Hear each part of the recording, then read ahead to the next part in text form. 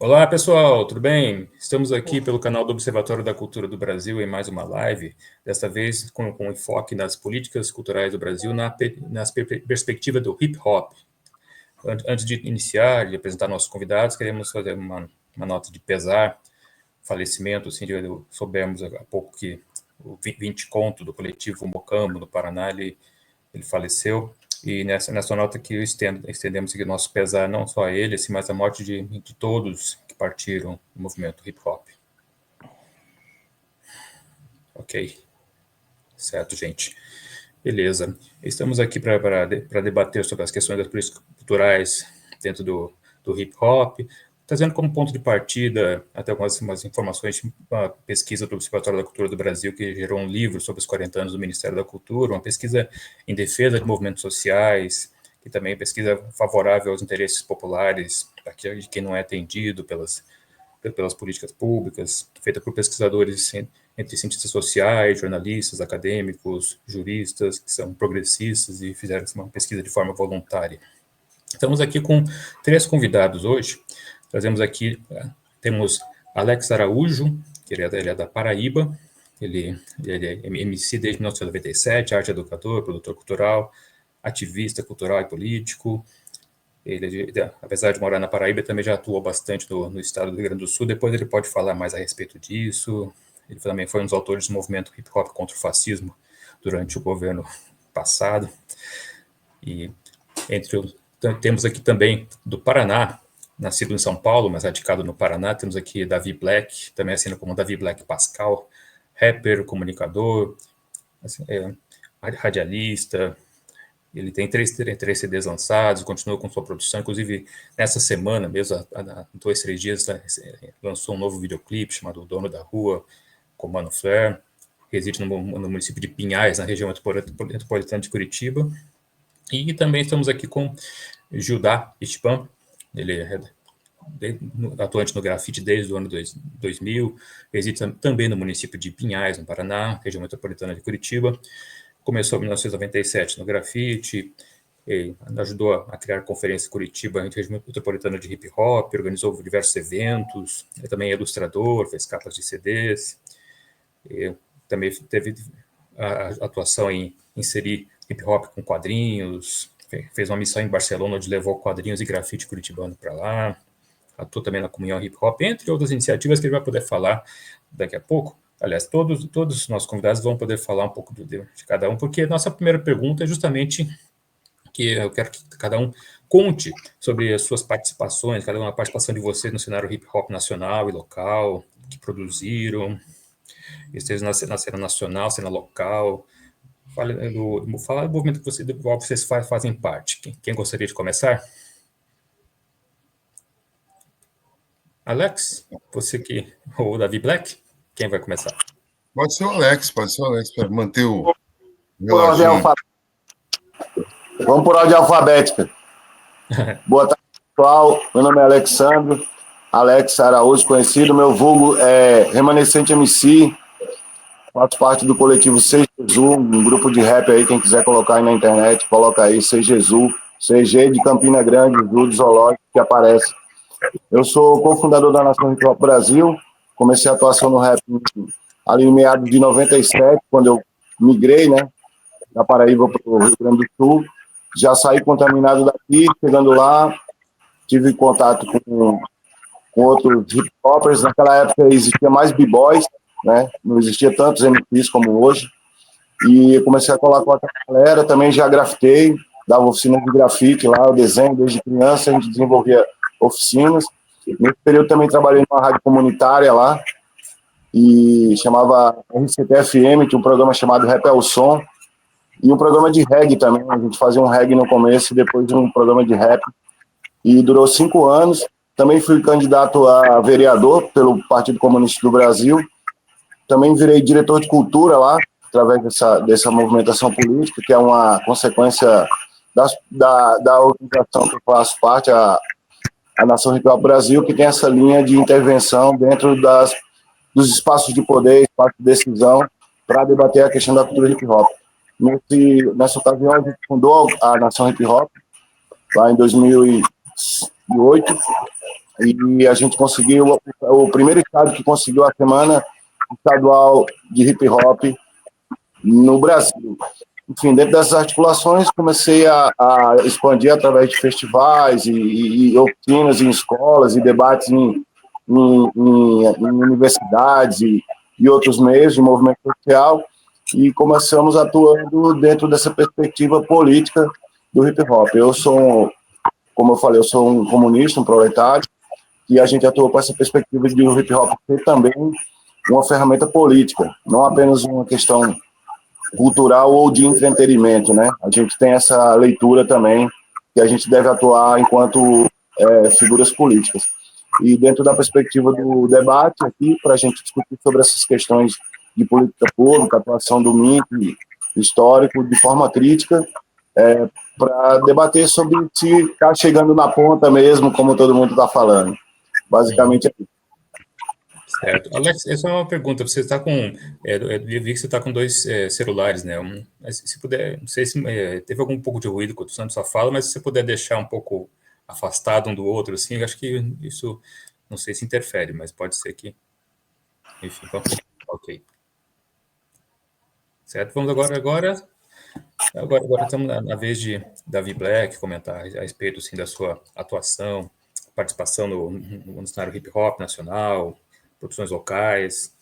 Tem com o Davi Black, a primeira vez que eu ouvi falar dele, assim, eu sou de Curitiba, né? Primeira vez foi bem no começo dos anos 90. Eu assisti o Davi Black antes da carreira solo dele. Ele tinha um projeto chamado Projeto Niggas. Eu assisti uma apresentação no ano de acho que foi 1994. Acho que era 94. Lá no evento, num lugar chamado Grajagan, na Vila Álvaro, que foi abrindo show do Defala. Gabriel Pensador. Pensador e Defala. E Defala. Ali foi um pontapé inicial na carreira. Eu já estava lancei o primeiro CD, mano, Davi Black, saiu o primeiro solo, porque com o Projeto Niggas, que foi o primeiro meia banca que a gente formou em Curitiba, eu sou de São Paulo, Capão Redondo, Zona Sul, mas vim para cá início dos anos 90, em 89 para 90 eu vim para Curitiba. E aqui iniciei uma cena de rap que não existia, mano. A periferia ouvia muito aerodisco, Modern Talking, essas coisas, e isso era comum, porque além de ouvir aerodisco, nas casas noturnas, danceterias, a galera dançava os passinhos, né, condizente com aerodisco. Então, isso meio que viralizou entre a comunidade periférica, se dançar e se curtir a Euromusic. E quando eu cheguei para cá, eu achei um pouco estranho, porque, mano, eu estava acostumado a ouvir o rap em São Paulo desde de 84, basicamente 84, 85, ver as equipes de baile que tinham os seus programas de rádio que tocavam rap, funk, soul, funk soul mesmo, né? James Brown, Jimmy Bohorney, Earth, Wind and Fire, daí para mais. E aqui não tinha muito hábito de se tocar black music, nem muito menos rap, mano. Então eu bati nas portas da estação Primeira FM, 90.1 é a rádio rock, é tipo uma 89 FM de São Paulo, só que em Curitiba, a estação Primeira. E lá eu pedi para fazer um teste, gravar um piloto, e acabei sendo aprovado nesse piloto, programa de rap, um teste para fazer um programa de rap, onde eu fiquei 3 anos, basicamente, à frente do programa Gueto 90.1, onde a gente começou a difundir o estilo rap dentro da cidade. Alguns produtores e donos de gravadora, DJ, já conheciam o estilo musical, porém não tocavam porque não era o objetivo, mano. Mas aí quando a gente começou a difundir o rap via FM, aí não teve como escapar, mano. Em menos de 3 meses, a gente já tinha quase 20 mil pessoas adeptas, ouvintes do programa, e já querendo ser adepto do movimento, curtir, se envolver mais. Nós tínhamos também um público paralelo com o do hip hop aqui, que eram os skatistas. Eles sempre andavam ouvindo rap gringo, sempre curtiram, mas era um coletivo underground que tinha na cidade. Lembro, na pista do Ambiental, na pista do Gaúcho, Daí, quando a gente começou já a fomentar os programas de rádio, já começou a evoluir mais isso para casas noturnas, como Circus Bar, Syndicate, Mary Jane Pub. Aí começou a difundir, mano, mas o começo foi a gente sendo brabo e desbravando a mata mesmo. E nesse meados dos anos 90, basicamente 94, eu lancei o primeiro disco de rap dentro do estado do Paraná, Entre o Ritmo, Política e Poesia. Em pouco tempo ganhei o Brasil com esse CD e já em 98 colocamos o Pra Manos e Aliados na pista. Segundo Segundo CD de CD. rap. Ambos foram pela Franzine Records, não? Não. O primeiro foi pela Franzine Só Records. o primeiro. O segundo foi totalmente independente em 98. E em 2002 para 2003 eu lancei o terceiro álbum em Brasília, com a old school toda do rap de Brasília. Saiu pela CD Box, uma gravadora forte de lá e tal. Eu recebi o convite para gravar via CD Box através do DJ Jamaica, ex-fundador do Câmbio Negro, que era um coletivo forte de rap em Brasília. Postumamente eles formariam o Álibi, e o próprio Câmbio Negro racharia. X foi para um lado, Jamaica para o outro. Mas assim, gravei com o Jamaica, com o rei do cirurgia moral, com o Japão, que tocava muito com o GOG, e depois, postumamente, formou o VA17, e outros convidados.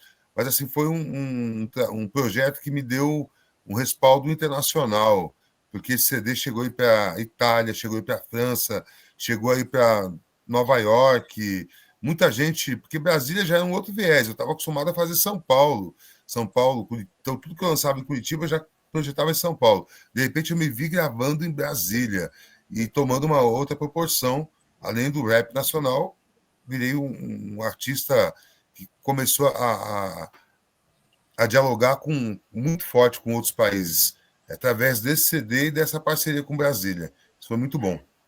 E fora isso, fora o rap, depois de algum tempo comecei a me envolver na política. Até 2024 vim como candidato a vice-prefeito pelo município de Pinhais. Então, assim, são articulações que vão além da cultura, além da música, além da arte, né?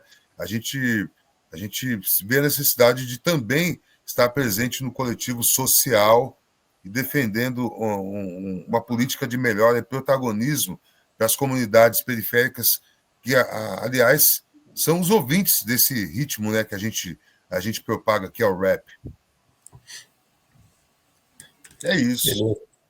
Joia, beleza, Davi Black, obrigado. Viemos agora com Judá Esteban Conta, aí um pouco mais, Judá, além do que, bom, pode falar o que eu falei e acrescentar também mais informações sobre sua atuação no cenário hip-hop, nacional, local, até internacional tem aí uma citação. Né? Bom, nome é Judá, né? Judá é apelido, nome é Luiz Henrique, sou nascido em São Paulo, também capital, Zona Norte, né? Diferente do outro lado do Davi, né? Lá na região do Jardim Peri. E a minha família veio morar para cá em 89. Né? Eu tinha uns 7 anos de idade. Quando eu era criança, né, tinha mais ou menos uns 9, 10 anos de idade e tudo mais, tinha saído na rádio, tinha estourado, New Kids on the Block e tal, só que daí veio o Technotronic, Snap e tal, e aí, puta, cara, quando eu vi Technotronic, fiquei doido, tá ligado? E aí, cara, comecei a sempre ouvir um som mais urbano, assim, saca? E aí, cara, dali só Jovem Pan, né? Jovem Pan. Daí eu lembro, cara, que em 94 eu tava dando uma zapeada no rádio, e aí eu encontrei uma rádio AM, tá ligado? E do nada, cara, começou a tocar uma música lá do Comando de MC, tá ligado? Vamos lá, vamos dar a volta por cima, vamos lá, e tal. E aí, cara, pô, eu só escutei aquela vez, tá ligado? E aquela parada, aquela música ficou na minha mente. Falei assim, cara, pô, tipo, os caras estão falando uma parada legal, tá ligado? Tipo, né, positiva, assim, pra frente e tal, tá ligado? Eu nunca tinha ouvido coisa assim, saca? E aí, beleza. Daí foi o tempo e tudo mais, eu já tava enchendo o saco de ouvir dance music e tal. Daí em 97, comecinho de 97, eu estudei num colégio chamado Conselheiro Zacarias, ali no centro ali. E aí um camarada meu, eu perguntei para ele, se tem algum CD para prestar e tal, que eu tô querendo ouvir algumas coisas novas e tal, não sei o quê. Ele, tem uns CDs de reggae e tal, não sei o quê. E eu não curtia reggae, tá ligado? Aí eu falei assim, cara, pô, traz lá o que você tiver lá e daí a gente vê. Aí beleza, daí ele levou pra aula lá, que era um monte de CD. Aí num desses CDs, cara, tinha um de capa preta, assim, que era com um negro, pintado assim, tá ligado? Aí aquele dali era coletâneo dos Racionais, cara. E eu falei assim, cara, deixa eu ouvir esse CD aqui, que eu nunca ouvi, tá ligado? Né? Nunca ouvi falar desses caras aqui. Aí, cara, meu, quando eu vi ali, cara, já o fim de semana no parque ali, cara, pô, eu já fiquei doido, assim, cara. Tipo, me identifiquei mesmo, saca? Com a maneira do pessoal falar, cara, com os temas, esse tipo de coisa. O tema bandidagem, assim, crime e tudo mais, a gente sempre correu longe disso aí, tá ligado?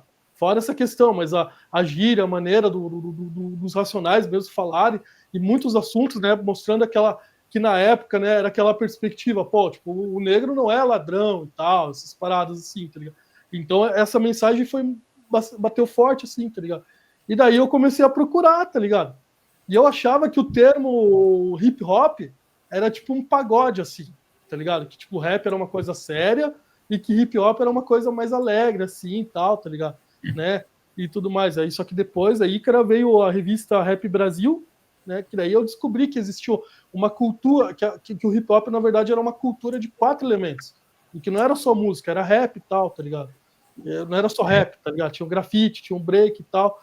E eu, como era do quadrinho, já lia quadrinhos há tempos e tal, cara, quando eu conheci o grafite, eu falei, cara, pô, é essa parada aqui que eu quero fazer. E daí foi. Só que o que acontece é o seguinte, naquela época lá, cara, pô, tipo, tava com uns 16, 17 anos, aí você tá com aquele espírito da adolescência de transformação, né? E você se fazia alguma coisa a mais assim na vida, né? E daí, cara, eu comecei a observar, cara, que muitas das coisas que eu via no rap e tudo mais eram coisas que a gente podia resolver na sociedade, participando, né, dos espaços ali onde que se decidem as coisas, né? Seja fazendo um abaixo-assinado para os caras construir uma lombada na rua, tá ligado? Ou seja, fazendo uma conferência, tá ligado? Para escrever um plano municipal de cultura e tudo mais. E daí, cara, que eu fui começar a procurar quem fazia esse tipo de coisa aqui em Curitiba. E não tinha ninguém. Honestamente, não tinha ninguém. Né? E daí, de um tempo, depois de um tempo, eu encontrei um cara lá no centro, lá na Boca Maldita, lá, recolhendo assinatura para montar uma associação de hip hop. E aí esse daí era o Will Capa Preta, tá ligado? Aí o Will Capa Preta perguntei, tá, mas você quer montar essa associação para quê e tal, não sei o quê. Ah, pô, para trabalhar com hip hop e tal. Quem conhece o Will sabe a maneira que ele responde, né? Meio... e tal. Mas enfim. E aí eu comecei a falar assim, cara, pô, legal, cara, quando tiver algum debate, alguma palestra, alguma coisa assim, pô, me chama. Daí ele foi e me chamou, tá ligado? E aí eu comecei a ver, tá ligado? Como é que funciona a questão do governo, como é que é, não sei o que e tudo mais. Dali, cara, o Lula assumiu, né, a primeira gestão, e aí o Gilberto Gil mandou fazer todo aquele mapeamento do Brasil para poder construir o primeiro Plano Nacional de Cultura, e aí a gente montou, aí veio o pessoal do MH2O, o pessoal do Ceará, aqui para Curitiba, e eles trouxeram o projeto lá do mercado alternativo. E aí daí eles explicaram o que era o plano nacional, o que não era, o que eram os 10 anos, um montão de coisa assim, sabe? Os caras deram uma palestra, uma aula muito massa. E aí a gente montou o Fórum de Cultura Hip Hop Curitiba e Região Metropolitana. A gente conseguiu ir por algum tempo, conseguimos algumas bolsas de faculdade para um pessoal e tudo mais, mas o fórum acabou, tá ligado?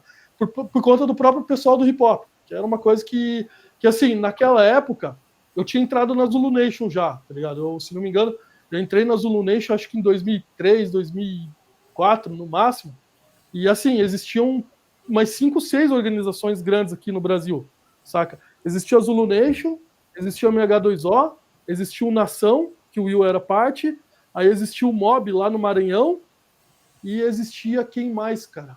O Mob e a CUFA, né?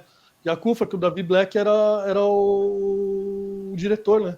O Davi caiu aqui bem na hora de falar dele, né?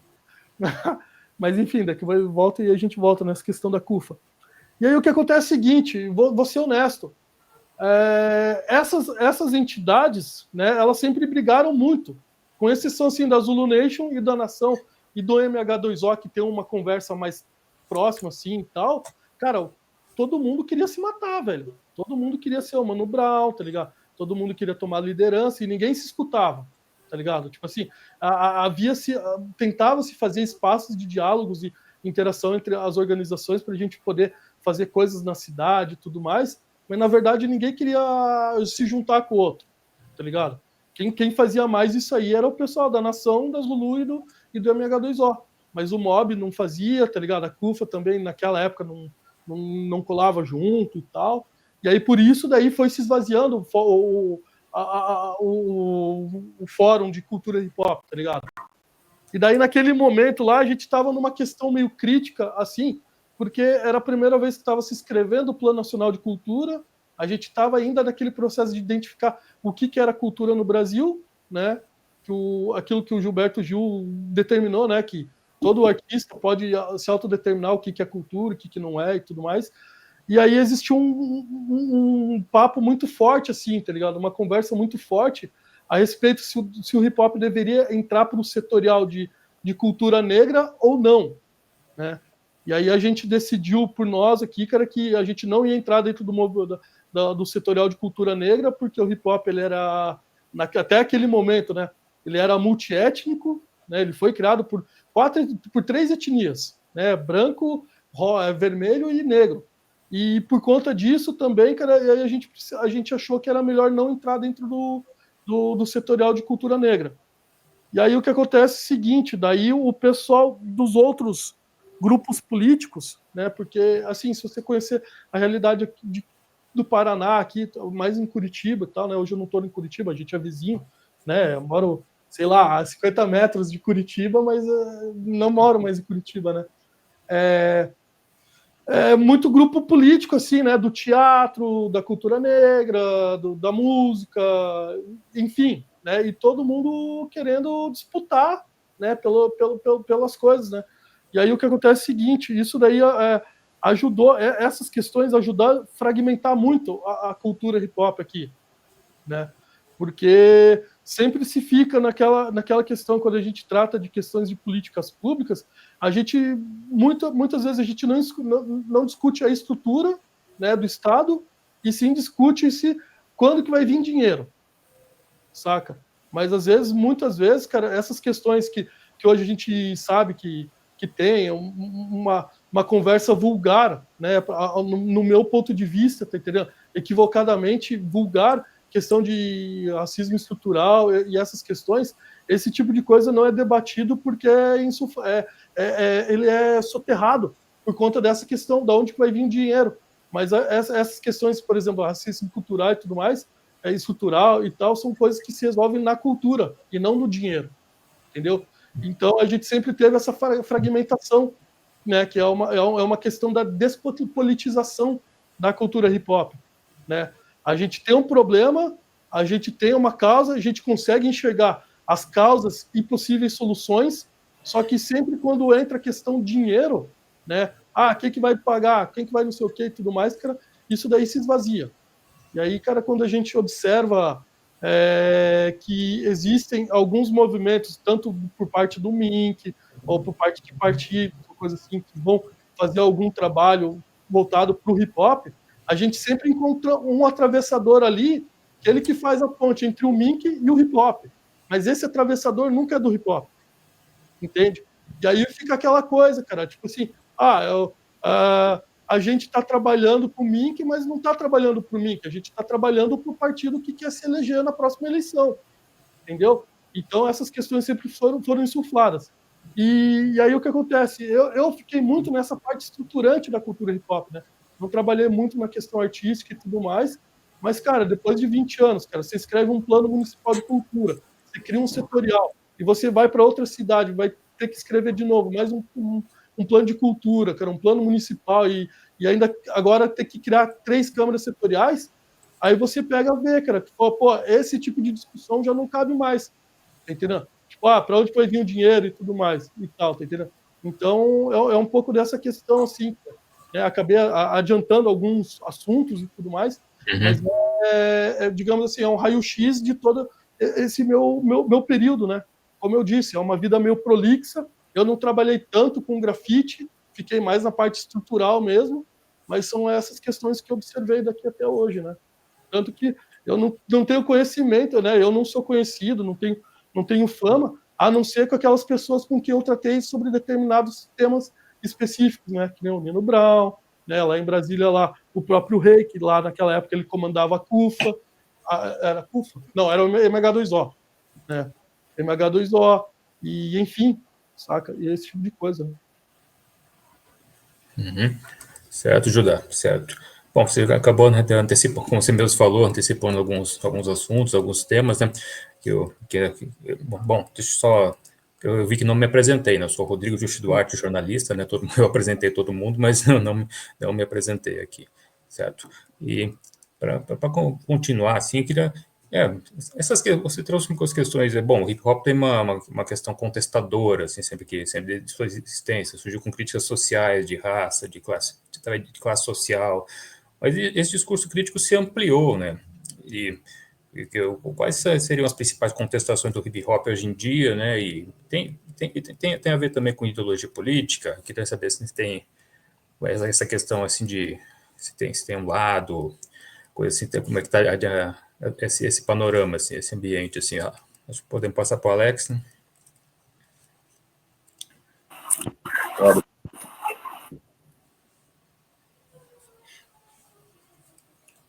Abriu? Agora sim. Bom, eu penso que indivíduos têm um lado político, mas a cultura ela tem essa tendência à esquerda, né? Porque por como a cultura nasceu, né, nos Estados Unidos.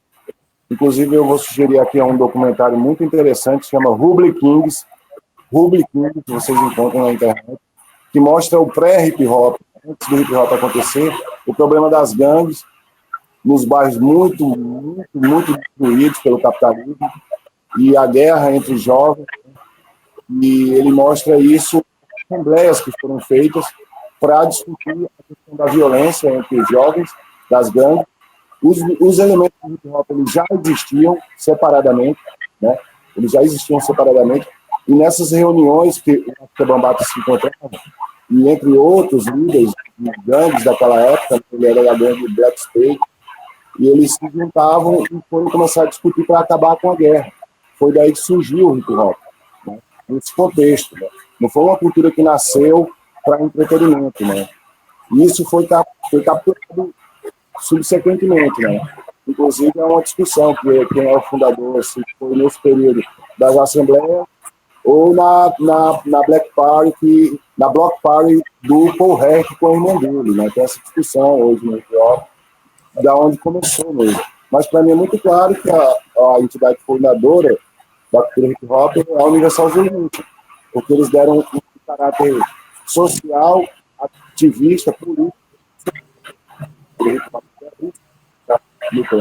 e para os caos da indústria foi muito rápido nesse período, porque explodiu, como hoje está em evidência, muito em evidência também.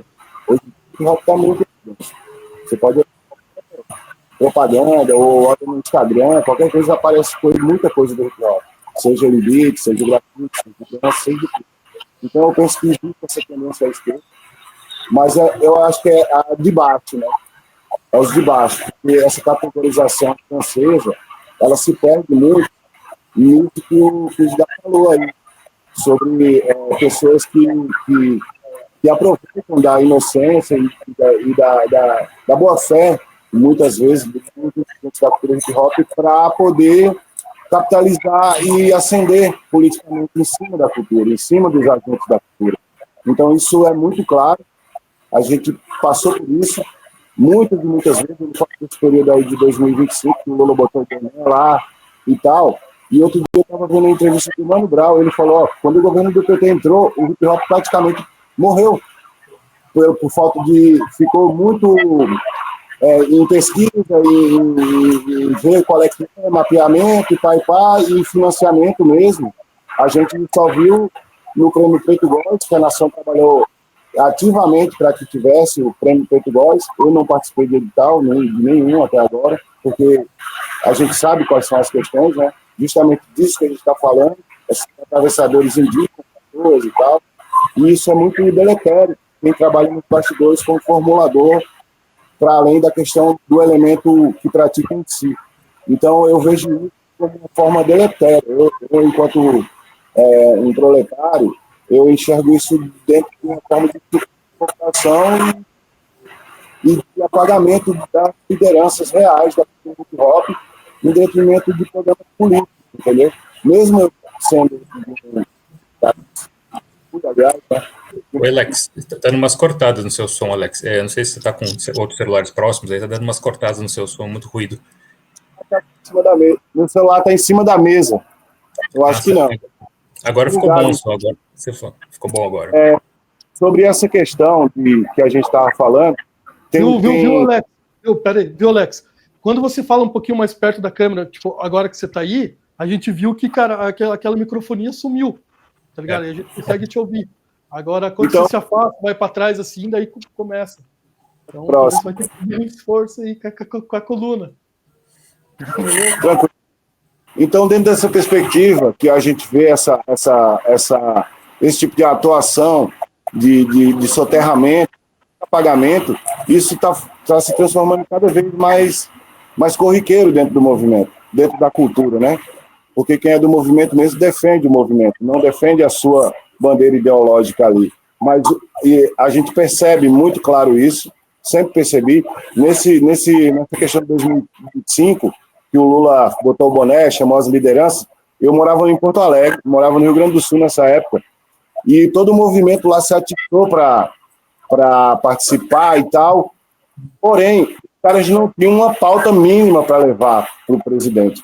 Era discussão para ver quem iria participar, quem é que vai. Eu olhando aquilo ali, eu percebi assim, eu digo, e aí, para além de quem vai, o que vocês vão levar para entregar na mão do presidente? Porque vocês vão chegar lá, vão tirar foto com o presidente, e aí? Qual é a questão? Aí, rapidamente, comecei a rascunhar uma proposta mínima de que o hip hop fosse matéria extracurricular nas escolas, por exemplo. Porque isso aí já independe, já gera uma independência das estruturas de influência. Isso seria uma coisa muito positiva. Naquela época tinha muita situação do hip hop nas escolas. Né? Então isso aí iria ajudar muito o hip hop. Enfim, levaram, isso não foi colocado assim, de uma maneira como política nacional, e muito disso hoje, dessas propostas de puxar para coletivo, gerou um hip hop de direita também, a consequência disso, entende? De muitas galeras que são do hip hop ir para outro polo, entende? E gera uma discussão dentro da própria cultura de pessoas que praticam hip hop há mais de 30 anos que se bandearam porque não aguentaram muitas coisas. Eu não estou falando que eu sou. Eu tenho minha posição definida enquanto cidadão, enquanto trabalhador, enquanto indivíduo. Eu sou um comunista. Agora, independente disso, eu também vou criticar as estruturas do Estado, porque o hip hop ele precisa ser independente. Ele não pode adotar uma posição em detrimento da sua própria cultura, de um hip hop, entendeu? A gente pode até discutir métodos e formas, mas que isso se transforme numa questão eleitoralista, eu já não concordo. Porque da forma que está hoje, isso está muito claro, está muito óbvio, e muitas pessoas se submetem. Eles não fazem uma leitura crítica da situação, eles fazem uma leitura de atuação no momento, se aquilo vai beneficiar a CRIO, o coletivo ou a ONG dele. Então, isso está muito bem claro hoje na cultura hip hop. E qual era a outra pergunta, ou é só essa mesmo? Era essa mesmo. Eu particularmente, nessa questão assim, da história do hip hop, eu tenho uma visão que ela diverge um pouco da do Alex, e alguns momentos se encontram, né? Mas em alguns temas, assim, ele se diverge. Porque a questão é o seguinte, a questão lá do Ghetto Boys, né, do Yellow Band e tudo mais, né, da pessoa que realmente reuniu as gangues de Nova York para fazer o tratado de paz e tudo mais, né, eu entendo que esse cara é o cara que nos deu a ideologia, tá entendendo? O que eu acredito, assim, como ideologia, como filosofia da cultura hip-hop nasceu ali. Só que como cultura, daí já foi lá para a festa do Kuhurk, e daí depois, posteriormente, o África Bambata batizando, né? Não que a Zulu Nation tenha sido a fundação, porque isso nunca foi, e esse documentário que o Alex falou, né, o Rebel Kings, cara, ele foi excelente para o mundo, tá entendendo? Porque, assim, a gente tinha uma visão que tinha sido a Zulu Nation e o Bambata que tinha unificado as gangues, pacificado e tal. E, na verdade, não, ele não foi protagonista. Ele foi ali um coadjudador que viu uma cena e falou, ó, a gente pode unir isso aqui e pode fazer esse trabalho que o Yellow Band começou, a gente pode direcionar para esse lugar aqui. Mas que a Zulu Nation, né, fundou o hip-hop, a gente sabe que isso daí não é. Agora, a questão do seguinte, do hip-hop especificamente nascer como uma cultura de esquerda, eu acho que também é um equívoco, talvez seja uma leitura, né, comunista, só que isso que apaga o passado antes do Public Enemy, tá entendendo? Porque antigamente o hip-hop era festa, né? O hip-hop era festa, não era assim, eu vou fazer um partido e vou lutar e tudo mais. Tanto que nos Estados Unidos, a gente não vê esse tipo de vamos ver, atividade, né, política como tem aqui no Brasil. E a gente sabe que na década de 80 teve os movimentos comunistas dentro das favelas, que daí virou, tem esse movimento negro, tem isso aqui, vamos utilizar essa coisa aqui, vamos fazer e tudo mais. E aí houve a captura da cultura hip-hop como instrumento de esquerda. Mas que o hip-hop, ele nasceu como esquerda, e isso daí eu já não concordo. Eu acredito que em algum determinado ponto da história, o hip-hop falou assim, não, isso que os caras estão falando tem a ver com a gente, porque a gente está inserido em alguma coisa assim, não toda a visão, mas está, saca? Só que essa visão que assim, tipo, o hip-hop é de esquerda, necessariamente é de esquerda e tudo mais, cara, eu acho que talvez essa ideia tenha sido homogênea em um determinado período da história. Hoje a história está nos mostrando que é o seguinte, muitas daquelas conversas, muitas daquelas histórias que nos eram contadas a respeito tanto da origem da cultura, quanto dos acontecimentos históricos, e isso hoje, cara, tá se abrindo uma discussão a respeito disso, porque a gente tem mais acesso à informação. E hoje a gente consegue ver tranquilamente que são questões que a gente observava naquele momento e achava que era o certo, porque não tinha o outro contraponto. Mas aí quando a gente começa a ver que aí começa a ter mais informação, existem outras pessoas fazendo, outros acontecimentos em outros lugares do mundo, a gente começa a perceber que, não, o hip-hop não é só isso aqui. Então essa questão, cara, de que hoje está se existindo o hip-hop de esquerda, de direita e tudo mais, assim, eu concordo que está existindo, existe um pessoal que é complicado, que é do Bolsonaro, né, contra o fascismo e tudo mais, esse tipo de coisa, mas que não necessariamente, ou que é assim, esse pessoal é inimigo perpétuo.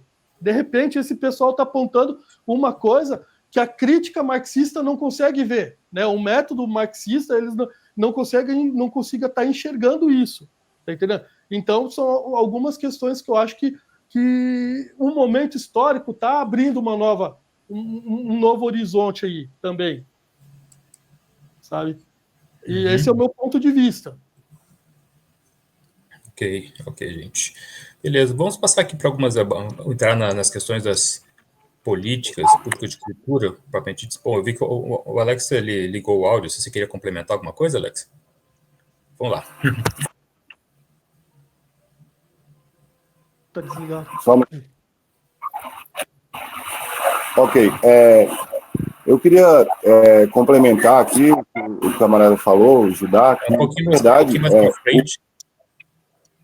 O pessoal que se coloca enquanto comunista dentro da cultura hip-hop, eu penso que é uma minoria da minoria. Eu estou falando de gente que estuda, eu estou falando de gente que se intitula de esquerda ou uma visão marxista.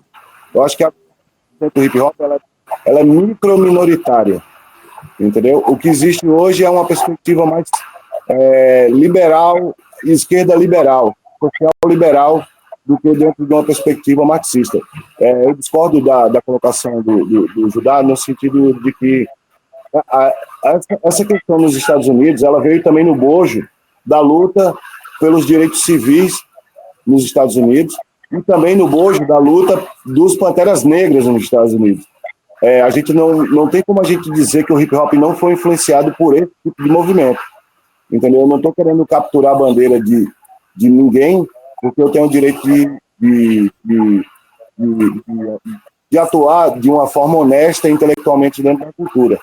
Porém, as lutas do hip hop, elas se aproximavam, eu posso ter me expressado equivocadamente, as lutas do hip hop também são as lutas desses movimentos, historicamente. Hoje, como existe isso, eu escrevi em 2018 o Manifesto do Hip Hop contra o Fascismo.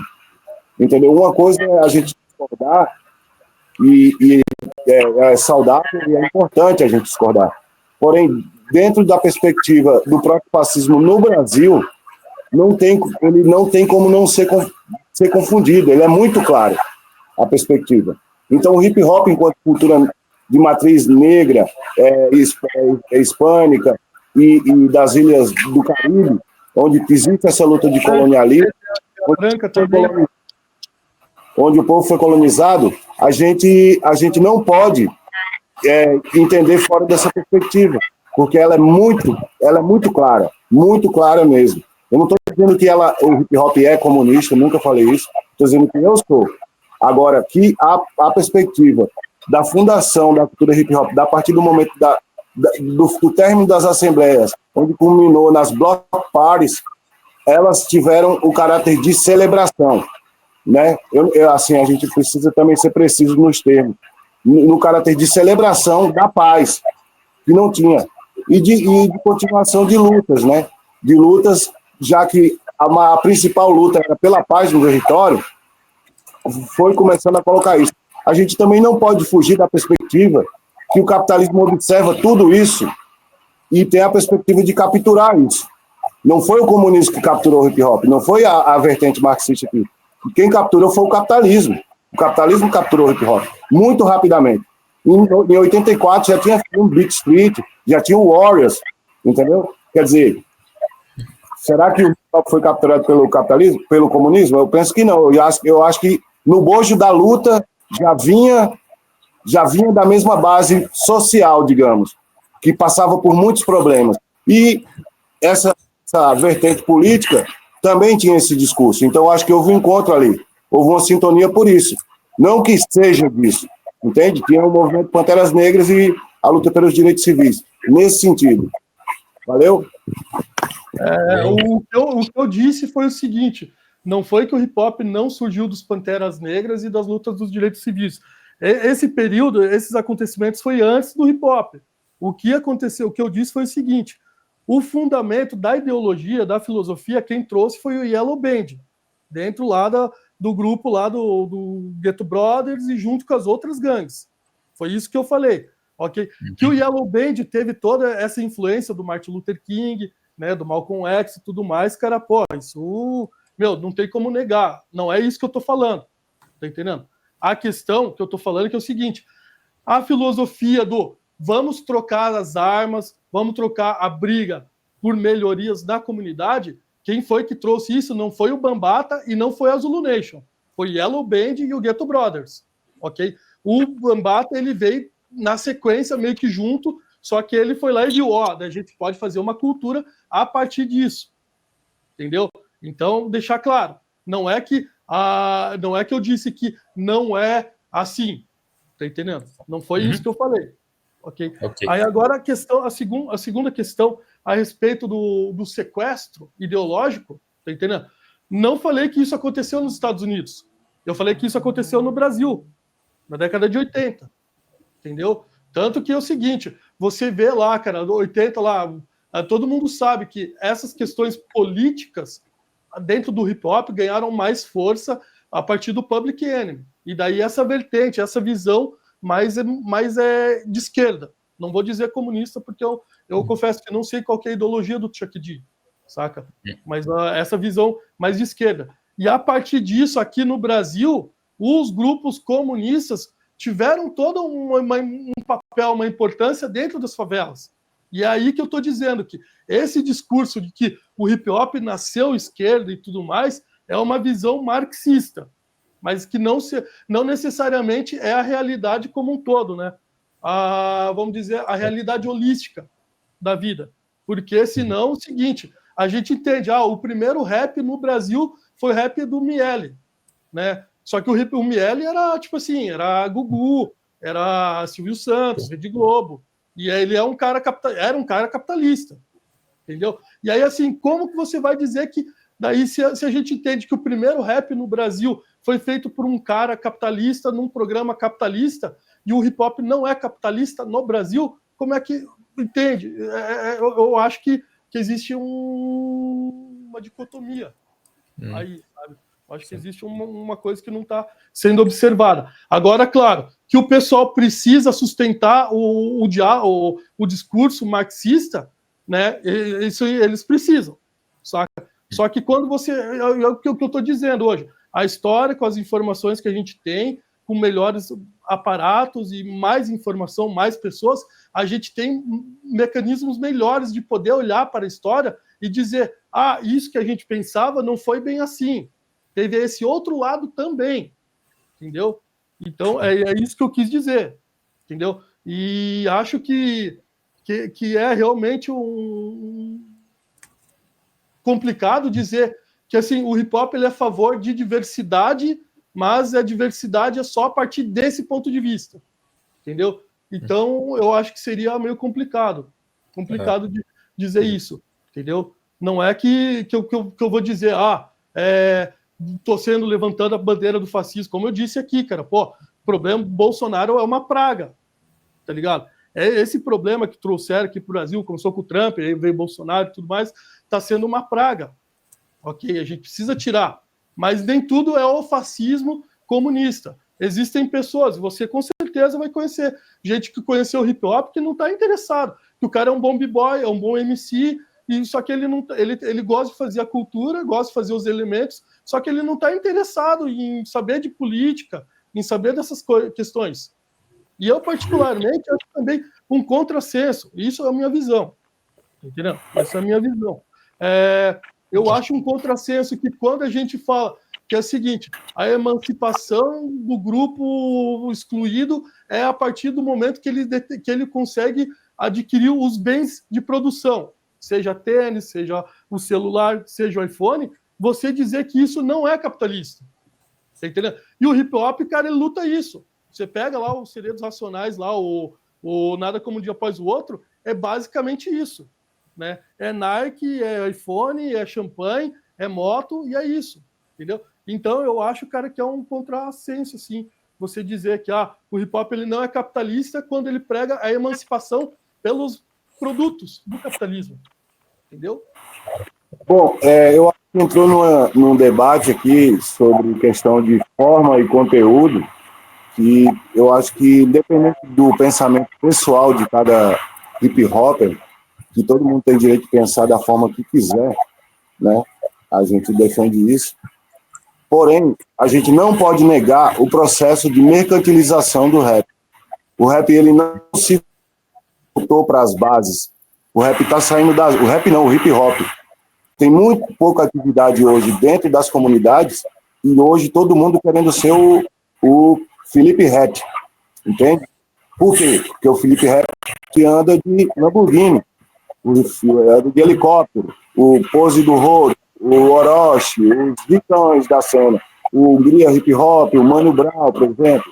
Então, quer dizer, você falou, deixa eu concluir. O hip hop, ao invés de voltar para a base, para o trabalho de base, ele está saindo do trabalho de base e querendo entrar dentro da indústria. Então, não tem como a gente dizer que o hip hop é marxista se a maioria não sabe o que é isso. Né? Tem um debate superficial hoje, que veio através das redes sociais, sobre essa questão dessa ideologia, capitalismo, comunismo. E, assim, a discussão interna ela é bem mais rica, porque ela é respeitosa aqui, como a gente está fazendo. Esse é o papel do hip-hop, a gente debater ideias, não ficar brigando, mas defender claramente, cientificamente, a posição no qual o hip-hop se encontra. Você sabe que na época pré-Bolsonaro e pós-Bolsonaro, as rodas de rima estavam sendo atacadas por policiais por questões ideológicas, e não era por causa do comunismo, era para fazer rima com o Bolsonaro, porque a galera da juventude periférica, todos aqueles problemas que a gente sabe, Então, assim, a gente não pode entrar numa discussão sem ter a base material dela na realidade. Por exemplo, a gente está vendo a migração, hoje você é um cara que é da cultura há muito tempo, a gente vê na juventude a lógica neoliberal. Neoliberal no sentido de quê? De individualização exacerbada, apagamento dos mais antigos, isso está muito claro. Hoje, esse final de semana, teve aqui a estadual aqui na Paraíba. Assim, tinha poucas pessoas das antigas que foram convidadas para debater.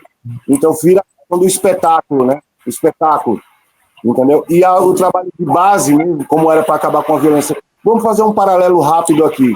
Eu não sei como é aí no Paraná, mas o Brasil é cheio de facções, né, meu amigo? Cheio de facções como era lá antigamente. Facções são o quê? Gangues. Basicamente, para essa juventude, a facção é uma gangue. O que está acontecendo onde tem várias facções? Morte pra caramba. Morte pra caramba, você sabe. Aí no Paraná, aqui no Nordeste, meu amigo, aqui é loucura. Loucura. No Norte do Brasil, loucura. Aí do Sul não deve ser diferente. Rio de Janeiro, nem se fala. São Paulo não, que só tem uma facção. Mas, assim, há disputas. E a gente, ao invés de ver a volta do hip hop para as comunidades, para apaziguar, tá todo mundo, assim, tem, claro que tem, mas é uma minoria. São muito poucas pessoas. Outra questão, os famosos do hip hop, eles não dão visibilidade para a gente. Para você, como você falou, a gente é soterrado. Fica muito nessa questão do culto à personalidade de um grande artista, que eu respeito todos que você falou, são meus professores, mas quando a gente começa a entender a dinâmica, você começa a afastar a pessoa, a artista, da atuação política. Então, assim, aí eu já não admiro tanto. Por quê? Porque se o hip hop tem essa questão de movimento e cultura, porque o hip hop ela é uma cultura, é um movimento e é uma arte. Sim. São as artes, né? É uma filosofia também, né? E tem também até uma questão espiritual também, né? Também, inclusive, Judá, é um veículo que pode levar várias coisas. Né? O hip hop é um veículo. Tanto é que a Peugeot, se eu posso falar a marca aí, whatever, utilizam o hip hop, entendeu? E isso é o que é interessante. Ninguém fala que essas marcas se apropriam culturalmente da cultura. Aí quando, por exemplo, existe uma pessoa que está chegando na cena, que não é a estética que eles gostam, não, tá um branco ali se apropriando da cultura, tá um pardo, sabe? Existe uma discussão muito louca no hip hop hoje, que eu acho que é tema para outro debate, para a gente não confundir o debate sobre a questão da cultura do Mink, aqui dos 40 anos, e do tema também, que está sendo colocado, que também passa por tudo isso, irmão, você tá ligado. Você tá ligado que eu discordo totalmente muita coisa que está acontecendo nessa perspectiva de financiamento e promoção da cultura. Eu estava conversando, eu tive uma conversa com o Davi, né, que não voltou ainda e tal, mas depois, se ele voltar, ele pode confirmar isso aí, que ele tinha dado uma entrevista no programa desse cara que morreu, né? E aí até falei, o Davi perguntou assim, e aí, Judá, você assistiu coisa e tal, o que você achou? Falei, cara, Davi, é o seguinte, né, assim, beleza, tudo que você falou lá da tua história, a gente já tinha gravado e tal, mas, cara, eu vou te dar parabéns, cara, porque é o seguinte, na palavra final, né, na ideia final, que os caras falaram, você quer mandar uma ideia, né, uma mensagem final? Eu falei, cara, você mandou muito bem, porque é o seguinte, cara, você deixou muito claro ali que o hip-hop ele não é do crime, né? Você trouxe de volta essa questão do se você tá vendo um amigo lá que tá de cabeça baixa lá na tua quebrada e tudo mais, pô, chama o cara para jogar um basquete, tenta levantar o autoestima do cara. Pô, vamos melhorar a nossa comunidade, vamos fazer, né, alguma coisa positiva. Você conseguiu trazer isso, né? E você mostrou, e isso me faz ver que você não se dobrou ao espírito do tempo. Porque talvez hoje, cara, se a gente for falar da indústria do hip-hop, daí a gente coloca Felipe Ret, coloca Emicida, coloca todo esse pessoal, e assim, alguns sim, alguns não, né? Alguns vão falar, não, o hip-hop é do crime, é pro crime, tem que ser assim, e roupa e tal. Outros vão falar assim, não, é só roupa, ostentação. E aí tem um pessoal que cara, pô, você trouxe a chave, cara, hermenêutica de toda coisa que a gente tem que observar. Voltar para a base e dizer, pessoal, A gente começou para se distanciar do crime, distanciar de droga, de todas essas paradas, tá ligado? Então a gente precisa voltar a essa parada, assim, cara. Eu acho que eu concordo contigo, cara. Pô, eu curti. Perfeito, Né? gente. Muito bem. Vamos agora para a parte... Não, mas é necessário falar isso aí para deixar as coisas claras, para a gente poder falar assim, ó, a gente está estabelecendo alguns marcos do que é a cultura hip-hop. A cultura hip-hop é isso. Ela não é aquilo. Né? Acho legal. Perfeito, gente, perfeito. É uma pena que o Davi Black não retornou ainda, ele poderia contribuir bastante com a nossa conversa, esperamos que ele retorne logo mais. Tá. Nessa segunda parte aqui da nossa conversa, vamos trazer algumas informações já mais focadas nas políticas culturais. Né? Então, um ponto de partida a respeito disso aí, tem o lançamento da versão 3.1 do livro do Observatório da Cultura do Brasil, sobre os 40 anos do MINC, o Ministério da Cultura, que traz uma série de informações relevantes a respeito do órgão, faz uma análise crítica a respeito de muitas questões. Vou tirar da capa daqui da tela. Ele traz um histórico analítico do Ministério da Cultura, no capítulo 1, no capítulo 2 ele faz a análise de várias auditorias do Tribunal de Contas da União e Controladoria-Geral da União sobre do MINC e diversas gestões, desde a FHC até a atual. Ele trata assim, de todas as gestões do Ministério da Cultura nesses 40 anos. E tem um capítulo 3 com informações que chegaram depois do lançamento do primeiro relatório, né, com várias comunicações, a ida da ministra Margarete Menezes à Câmara dos Deputados, né, que foi um momento de guerra cultural entre direita e esquerda que foi terrível de se ver, né, em vez de discutir sobre questões estruturantes do MINC, acabaram gastando tempo naquela briga na chamada guerra cultural. Traz também informações que complementaram estudos anteriores do Observatório da Cultura sobre, por exemplo, a Lei Aldir Blanc, né, já teve início durante a pandemia, por causa da séria crise da cultura, foi lançada no Le Monde Diplomatique Brasil, no seminário foi trazido informações extras assim, sobre aquela questão da má distribuição. Logo vamos comentar alguns dados a respeito disso, né? Também trata do movimento grevista, de questões contraditórias no Conselho Nacional de Política Cultural, e esse é o livro que tem mais de 1.100 páginas, um material muito amplo para consulta, assim, de toda a sociedade, feito pela defesa dos movimentos sociais, com pesquisas favoráveis ao interesse público, de quem não é atendido, né? Feito pelos pesquisadores do Observatório da Cultura do Brasil, uma rede voluntária de pesquisadores de ciências sociais, jornalistas, acadêmicos, juristas, todos progressistas, e resultou nesse trabalho que está disponível gratuitamente. Vou colocar aqui de volta aqui. Você pode entrar no site do Observatório, www.observatoriodacultura.com.br, e lá você pode fazer o download, ou então fazer uma leitura online, então está completamente gratuito, aberto para toda a sociedade, que pode utilizar de suas informações. Muito do que foi trazido, assim, uma das os principais achados foi na análise de auditorias, né? As auditorias trouxeram assim, informações como, por exemplo, falhas sistêmicas de gestão do Ministério, que se arrastam a cada governo, falta de planejamento, incapacidade de governança, falta de recursos, falta de pessoal. Isso depois vai ser colocado mais no capítulo sobre que trata do movimento grevista, né, que mostrou que está com um déficit de funcionários muito grande no Ministério da Cultura, e quem está lá está sobrecarregado. E o funcionalismo do MINC está sem plano de carreira faz 20 anos. Também tem isso. Não tem liderança no funcionalismo, problemas de prestação de contas, né? Foi até localizado. Tem já em várias gestões assim, tem problema de prestação de contas da Lei Rouanet, por exemplo, que no relatório mais recente, 2023, foi achado mais de 26 mil projetos sem prestação de contas sobre o recurso utilizado. Isso já acontecia também em outras gestões passadas, como as próprias auditorias estão mostrando. Já vamos trazer alguns dados com vocês comentarem, né? Só que, diante desse panorama geral que eu trouxe de achados, né, eu queria saber de vocês o que isso, esse tipo de informação, o que isso impacta, né, para quem trabalha com cultura, para quem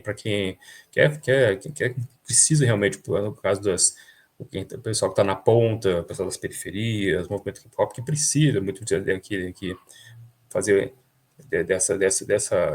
fazer uso da política cultural, que ela funcione muito bem. O que isso impacta esse tipo de achados? Alex, pode comentar? Peraí, está mudo. Tá. Eu acho que a gente podia fazer a dinâmica. Eu falei por último, agora eu acho que o Judá pode falar e eu complemento. O que você acha? Uhum.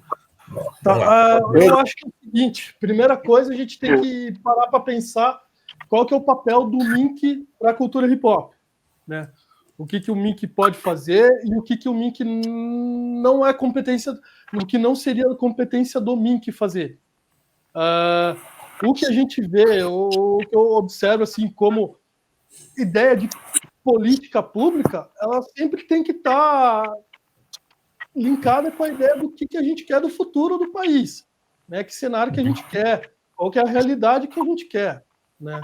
E nessa questão, aí a gente volta naquilo meio que eu meio que antecipei antes, é saber o seguinte: o hip hop, ele mesmo saber o que ele quer a respeito do que tipo de participação que ele quer, saca? Ele quer uma política própria para si e, por exemplo, vai ser só uma coisa que tipo, vai ser um patrimônio do Brasil, uma linguagem legal e tal, ou vai ser uma coisa que, vai participar. Que nem o Alex, ele trouxe a questão do ensino do hip hop nas escolas públicas, né, no contraturno, né? É uma discussão antiga já, é uma batalha que a gente tem aqui no Paraná já antiga, de colocar o hip hop, cara, dentro do ensino integral, né? Só que como ainda não sai essa questão do ensino integral nas escolas públicas, então a gente fica meio travado, ok? Eu vou ter que fazer uma crítica ao GOG aqui, porque em 2013, 2012, 2013, ele veio para cá aqui, ele estava sendo cotado para assumir o Ministério lá de Direitos Humanos, naquela época lá, né, um pouco antes da derrubada da Dilma. E aí ele veio para cá pedir voto. E aí eu falei para ele: Davi, a gente está com o Plano Municipal de Cultura aqui na mão, a gente está escrevendo os planos setoriais de cultura, e o que acontece é o seguinte, cara, a gente quer tratar do hip hop, cara, a nível nacional. E a gente está precisando que o hip hop entre dentro da educação, que a gente coloque essa pauta dentro lá do Ministério da Educação. Pô, o que você acha da gente começar daqui um movimento da gente fazer isso? Aí vem o artista, tá ligado? Eu vou falar real, tá ligado? Ele deu uma de artista. Eu acho que é o seguinte: aqui no Paraná vocês são muito fracos para poder ter uma discussão dessa. Vocês têm que envolver São Paulo, vocês têm que envolver Brasília, porque aqui ninguém sabe o que vocês fazem. Então, assim, não que é errado o que você está propondo, mas é que vocês não têm gabarito. Eu falei, cara, eu tô, cara, com 2 planos municipal na mão, velho. Eu tô, cara, direto com o Sistema Nacional de Cultura. Como não tem? Mas é que isso precisa envolver mais gente. Caralho, vai se... né? Então, assim, é esse tipo de coisa, assim, cara. O que a gente quer do hip hop pro Brasil? No meu ponto de vista, cara, tipo assim, ele tem que estar dentro do ensino integral das escolas do contraturno. Tem que estar lá o grafite, tem que estar o rap, tem que estar a dança, tem que estar o break, tem que estar, saca? E fora isso aí, cara, além da questão de políticas públicas, eu lembro que é uma coisa, cara, eu sou honesto, cara, não tô falando isso aqui por causa da presença do Alex e tal, mas eu reconheço, cara, que a nação sempre lutou certo, tá entendendo? E sempre teve uma batalha muito digna, né? Eu acho que foi em 2014, acho que 2016 já, né? Já estava Sérgio Moro, já Deltan Dallagnol, esses caras aí, tudo mais, já estava para vir um golpe ali. E aí a nação, ela fez um encontro nacional lá em São Bernardo do Campo, né? Não sei se você estava lá presente lá, Alex. Não? Tá. Bom, enfim, tava lá. E assim, tipo, o pessoal da nação, eles estavam tomando, assim, tipo, toda a iniciativa que era necessária, que eu vejo como necessária, de se montar um setorial ali dentro do MINC.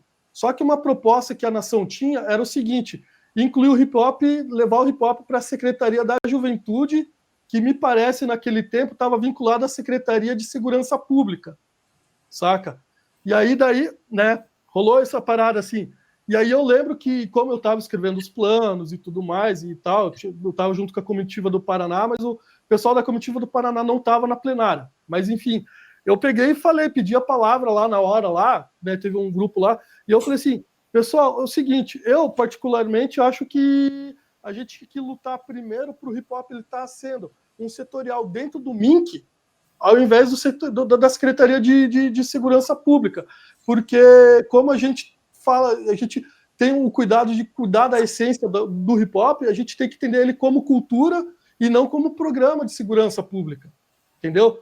E aí, cara, pô, o que vocês acham de, ao invés da gente propor exatamente isso, né, a gente poder abrir uma discussão para a gente construir um setorial? Porque daí, a partir do setorial, aí a gente tem os orçamentos, a gente tem as políticas, a gente tem os planos, a gente tem as câmaras setoriais, a gente tem todos os espaços de cultura, a gente tem todo o arcabouço do que seria um conjunto de uma política pública, né? Não numa secretaria de segurança.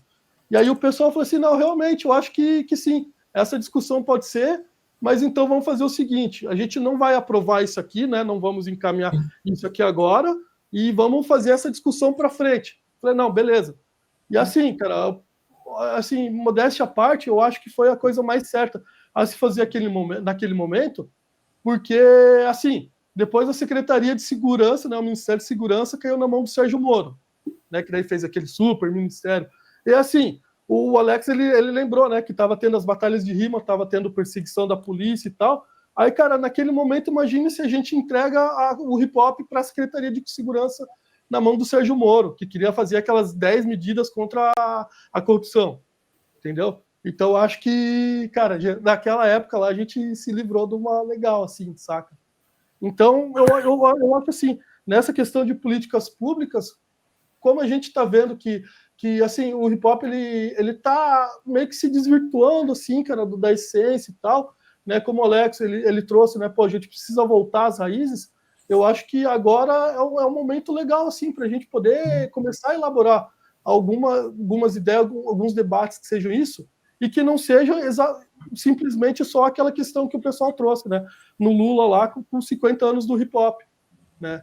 Que o pessoal quer patrimonializar a cultura hip-hop, quando a cultura hip-hop nasceu nos Estados Unidos, ela não é brasileira. Então a gente não pode tornar o hip-hop como patrimônio. Eu acho isso. Entendeu? Bom, sobre essa questão das políticas públicas, chegar na ponta, e valeu aí a menção à nação, e inclusive eu tenho agora uma proposta que a gente colocou agora, já está na Câmara Federal, que é a PL 4023 de 2005, que institui a Política Nacional de Cultura Hip Hop como finalidade de reconhecer, promover, proteger e desenvolver a cultura e a arte hip hop em suas expressões como patrimônio cultural, vetoral, de inclusão social, educação e economia criativa.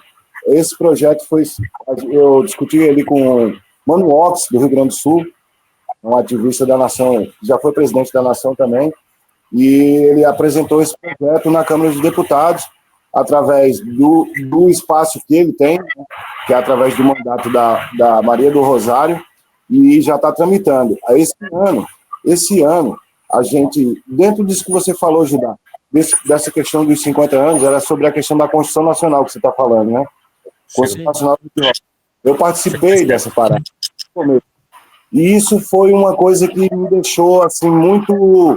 No começo, todo hip hop, quando fala assim, vamos celebrar os 50 anos do hip hop, a gente se empolga. Mas a gente, que já tem essa visão e essa carga, a gente já vai no apoio crítico. Não, vou ver qual é que é primeiro dessa parada. Entendeu? Sim. E essa forma que essa galera está fazendo aí, é justamente isso, de cooptação do hip hop para uma via institucional, agregando elementos da cultura hip hop, agregando pessoas da cultura hip hop, para fazer isso, para dizer, ó, tá legitimado, porque tem fulano, tem ciclano, o próprio GOG, por exemplo. Sim. Tá vendo? É que mais ou menos Bolsonaro lá com o Hélio Negão, né? Tá vendo? Se eu concluir, a gente não tem tanta divergência. Quando a galera vulgarizou essa questão do marxismo, do comunismo, como a gente está vendo agora com essa questão do João de Manuel, entendeu? Então, assim, a gente debatendo essa questão, a gente vê que a gente está muito mais próximo. Porque não é uma questão do partido A ou B. Eu não entro na polarização, eu quero quebrar a polarização. Entendeu? Porque é muito mais benéfico para a gente se a gente dialogar, entendeu? Do que se a gente se polarizar enquanto povo. A gente é o povo, entendeu? Eu não sou famoso, eu também nunca tive essa pretensão. Eu sou um ativista, pô. Entendeu? Como você, como todos aqui, ele é um jornalista ativista que fez esse trabalho maravilhoso. Parabéns. Eu estava lendo, eu sei que é extenso, mas é muito importante. Como você falou. É um trabalho feito por vários pesquisadores, como tinha comentado. Eu dialogava com outro rapaz desde 2023, que estava num grupo de hip hop, e ele foi expulso desse grupo. O camarada do Observatório da Cultura foi expulso, cara. Eu fui expulso, porque eu era criança. E assim, aí a gente vê, e assim, aí vamos separar as coisas. A nação atua dessa forma, entra com pedido de PL para ter a política nacional do hip hop. Os caras não, entra pelos meios ali, convida a galera, faz aquele espetáculo nas mídias sociais, e aí, quando vem a verba, já vem direcionada para de amigos ligados à estrutura partidária, entendeu? Isso a gente viu amplamente, eu acho que até o Observatório já publicou matéria, já está fazendo esse estudo, a própria Folha de São Paulo, acho que é o UOL, outra, fizeram uma denúncia sobre essa relação, entendeu? Então, assim, a gente veio para quebrar isso, a gente não está aqui de brincadeira.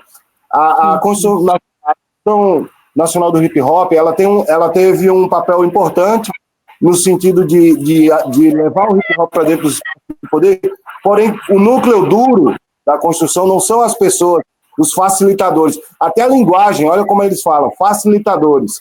Parece um colaborador. É uma ideia neoliberal.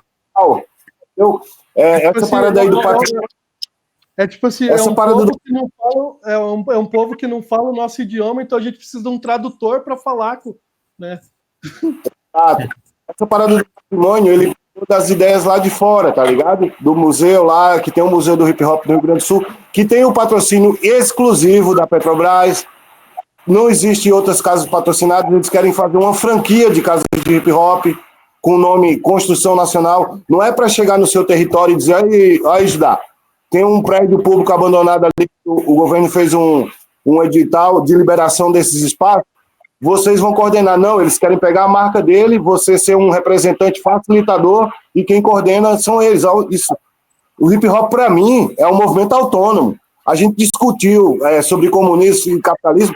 Eu acho que o hip hop é até meio anarquista, que não tem essa daí. Sabe? Não tem muito essa daí. Estou pensando nessa concepção. Que o hip hop não é Estado, não é esquerda, não é direita, é o povo. Entendeu? E é isso. E aí, dentro dessa concepção de política pública, a gente viu muito. Por exemplo, eu ajudei a construir, nesse processo, o edital Constituição Nacional. Primeiro, eu já não queria que fosse o nome Constituição Nacional, porque não tem nada a ver. O primeiro edital que saiu foi Preto Góes, aí o segundo já é Constituição Nacional, o nome de uma entidade, de uma empresa. Não pode. Aí, Alex, briga por tudo. Eu digo, então, você não bota o nome das outras entidades também. Outra coisa, as que estão lá, estão dentro do conselhão do Lula, do conselhão pleno do Lula. Problema com isso? Nenhum problema. Porém, quando você está dentro dessas estruturas, você é coagido ou a coagir para você se manter naquela posição. Eu já fui diretor de cultura de uma prefeitura. Eu sei como funciona. Eu já fui conselheiro de cultura aqui em Campina Grande. Campina Grande é o palco onde tem o maior mundo, amigo. Aqui a disputa política dentro da cultura não é brincadeira dentro do setor cultural. Entendeu? Porque são várias marcas, lobbies, influências que tentam cooptar você a todo momento. Eu também fiz o regimento cultural, também fiz o plano de cultura aqui da minha cidade. Entendeu? Ajudei a contribuir pelo eixo de música. Mas a gente vê que dentro das estruturas tem um pessoal que é desonesto politicamente, que está pelo lobby, nas questões da indicação para os projetos, já ouvi, não daqui, mas do Norte, que tinha gente do Norte me falou que tinha gente pedindo dinheiro para ser encaminhado já no Preto Góes, pedindo R$800 para ser encaminhado para o projeto, e hoje eles estão mais sofisticados, não vai alguém pedir. Já é a ligação com aquele aparelhamento, entendeu? Com as ONGs que está ligada à estrutura. Ele já vai direto. Não precisa mais fazer. Já está marcada as cartas. Como é que o hip hop, uma cultura que existe há 42 anos no Brasil, teve 3 prêmios? O Preto Góes, que foi naquela época 13 milhões, se eu não me engano. Agora, esse 10 milhões para o hip hop inteiro, e agora que isso é uma das mulheres, as minas da frente de mulheres no hip hop, conseguiram de 3 milhões. A gente sabe que o MINC é uma estrutura de classe que beneficia os setores da classe artística mais rico, como todos os ministérios. O Ministério da Fazenda, tu já viu os caras dando financiamento para pequeno agricultor? Os caras dão financiamento para os grandes agronegócios, pô. É a mesma lógica na cultura. Isso é óbvio. Para onde vão os maiores recursos da cultura no Brasil? Vai para o audiovisual, cinema e teatro. Eu estou errado, Rodrigo? Sempre vai para os maiores. E para a gente sobra o mínimo. E quando sobra é para a gente dividir entre si, a gente fica brigando por uma migalha, porque se você dividir 6 milhões, que foi o último prêmio, para 5 regiões de todos os estados do Brasil, para os estados... Pão, velho. Ia dar 200 e poucos mil reais para cada estado, entendeu? Em 40 anos de luta que a gente contribui, que sempre apoiou eles, sempre apoiou, entendeu? Hoje eu não sei mais, eu não vou indicar, mas assim, eu estou até por não votar mais, entendeu? Tenho esse direito também, porque não é possível. A gente está dentro de uma estrutura que beneficia os grandes artistas, os grandes empresários, empresas captadoras de recursos, aí a cultura mesmo, não só o hip hop, mas a cultura popular aqui do Nordeste, o forró, o boi de carnaval, o cavalo marinho, maracatu. A gente vê poucos grupos de cultura mesmo, nacional, que recebe financiamento. Sempre é uma grande ONG que capta e tá lá o tio e a tiazinha fazendo cultura verdadeira, como a gente faz cultura verdadeira, e não tem financiamento nenhum. Então, quer dizer, não chega, não é uma política cultural, é uma política de subsídio para aparelhamento. Isso está muito claro. E não chega na ponta que deveria, chega para alguns. Até dentro do nosso estado mesmo, a gente conseguiu agora. A gente tem um GT Paraíba aqui, hip hop. E a gente estava nesse GT, estava na construção e continuamos o grupo, mas trabalhando para dentro do estado da gente, entendeu? Meio que desligou com eles lá e manteve a equipe. A gente conseguiu 2.400.000, conseguimos um centro de referência para João Pessoa. Eu moro em Campina Grande, mas a gente conseguiu para João Pessoa um edital de 1 milhão que saiu já o ano passado, e agora vai sair um prêmio de circulação de 500 mil, que é o hip hop nas 3 maiores cidades do estado, e combinando em João Pessoa no final num grande evento, para a gente discutir isso. Aqui o governo do estado até dialoga melhor com a gente, mas assim, quando vem esses recursos, é uma disputa tremenda para a gente conseguir articular para sair esse tipo de coisa. É um processo, esse processo a gente está há 2 anos, mas a gente, enquanto nação, trabalha nessa proposta. Outra proposta que a gente colocou para quebrar essa parada, esse ciclo, a gente construiu uma frente parlamentar de hip hop. Olha o que aconteceu. Em 2023, a gente conseguiu a assinatura de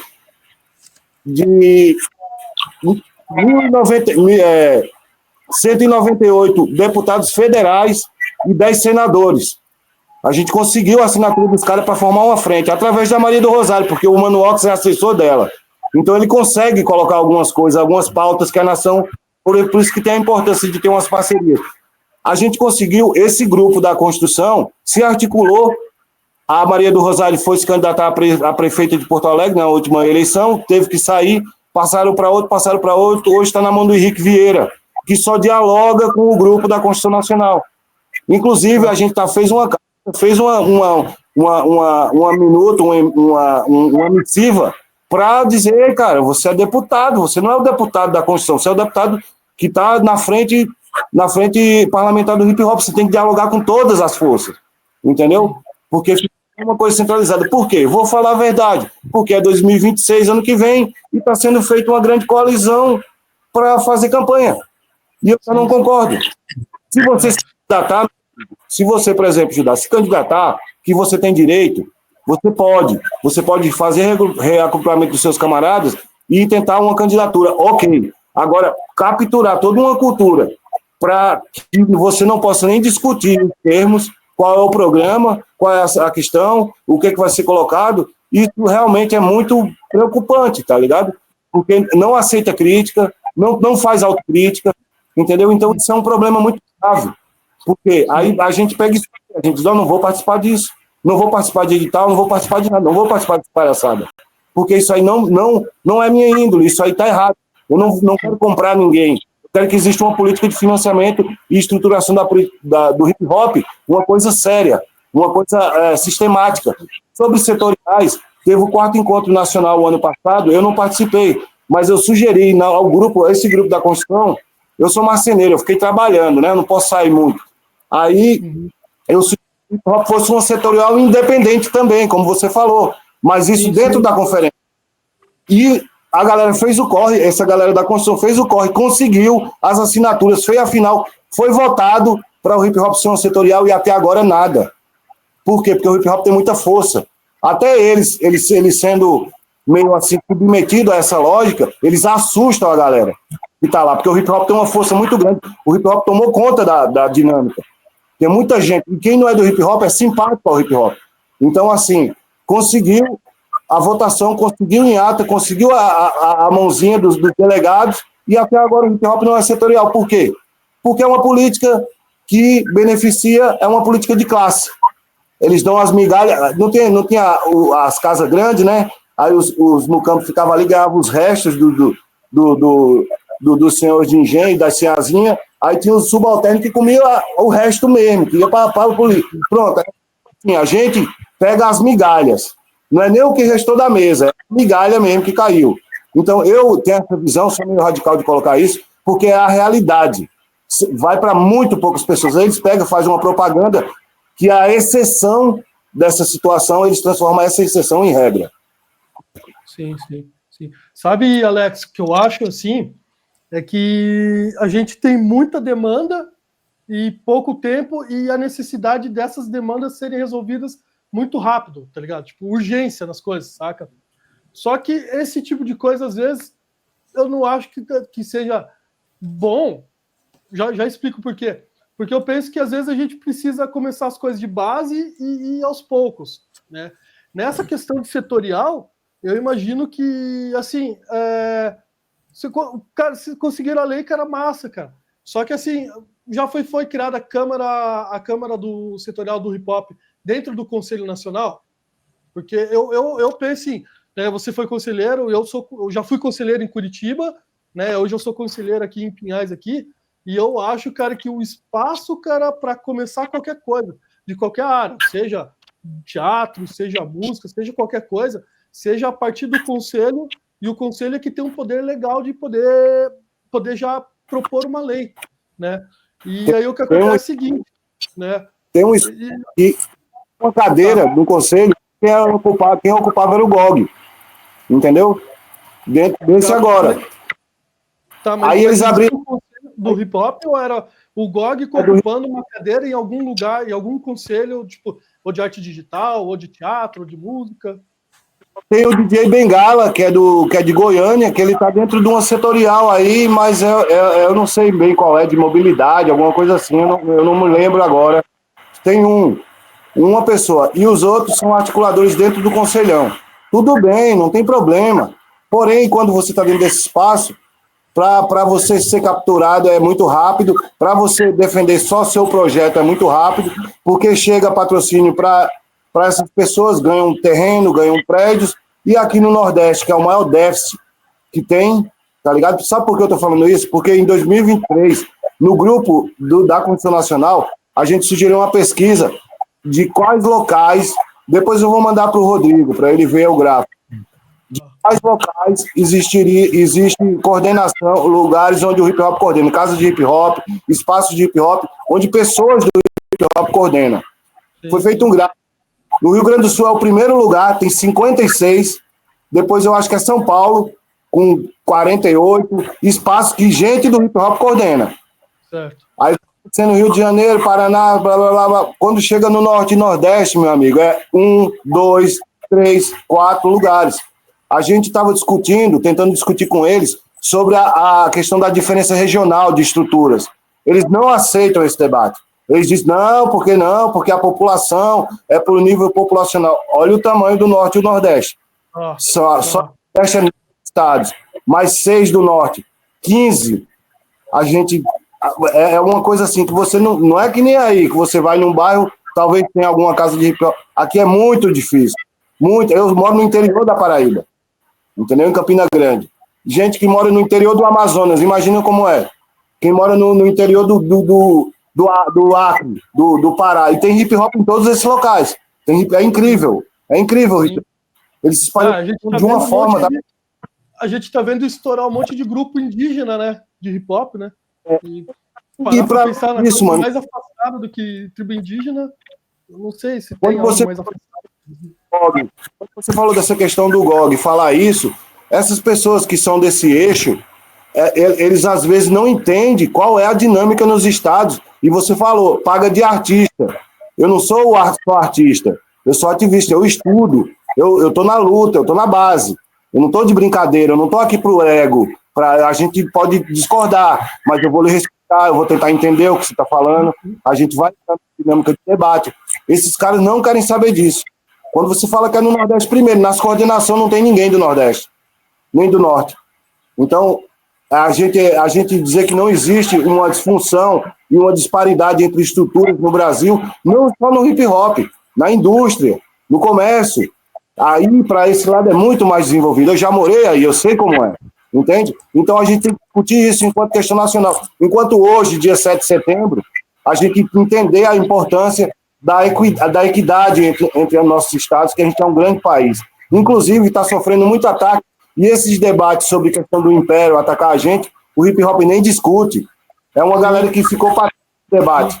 Entendeu? Sim. Então, vamos deixar de continuar, que a galera fala muito. Viu? Só um pouquinho antes de concluir, Rodrigo. Uma coisa que eu queria dizer assim, é que você falou para mim assim, muito a questão dos espaços de cultura e tudo mais, cara. E assim, graças a Deus a lei Cultura Viva foi reativada, né?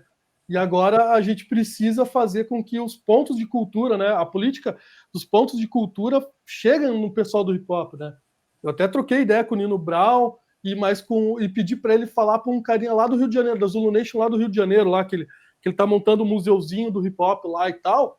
Eu falei, cara, tipo assim, se você já tem todo o material cadastrado já, registrado e tudo mais, cara, tipo, é 1, 2 para você entrar dentro da política do ponto de cultura.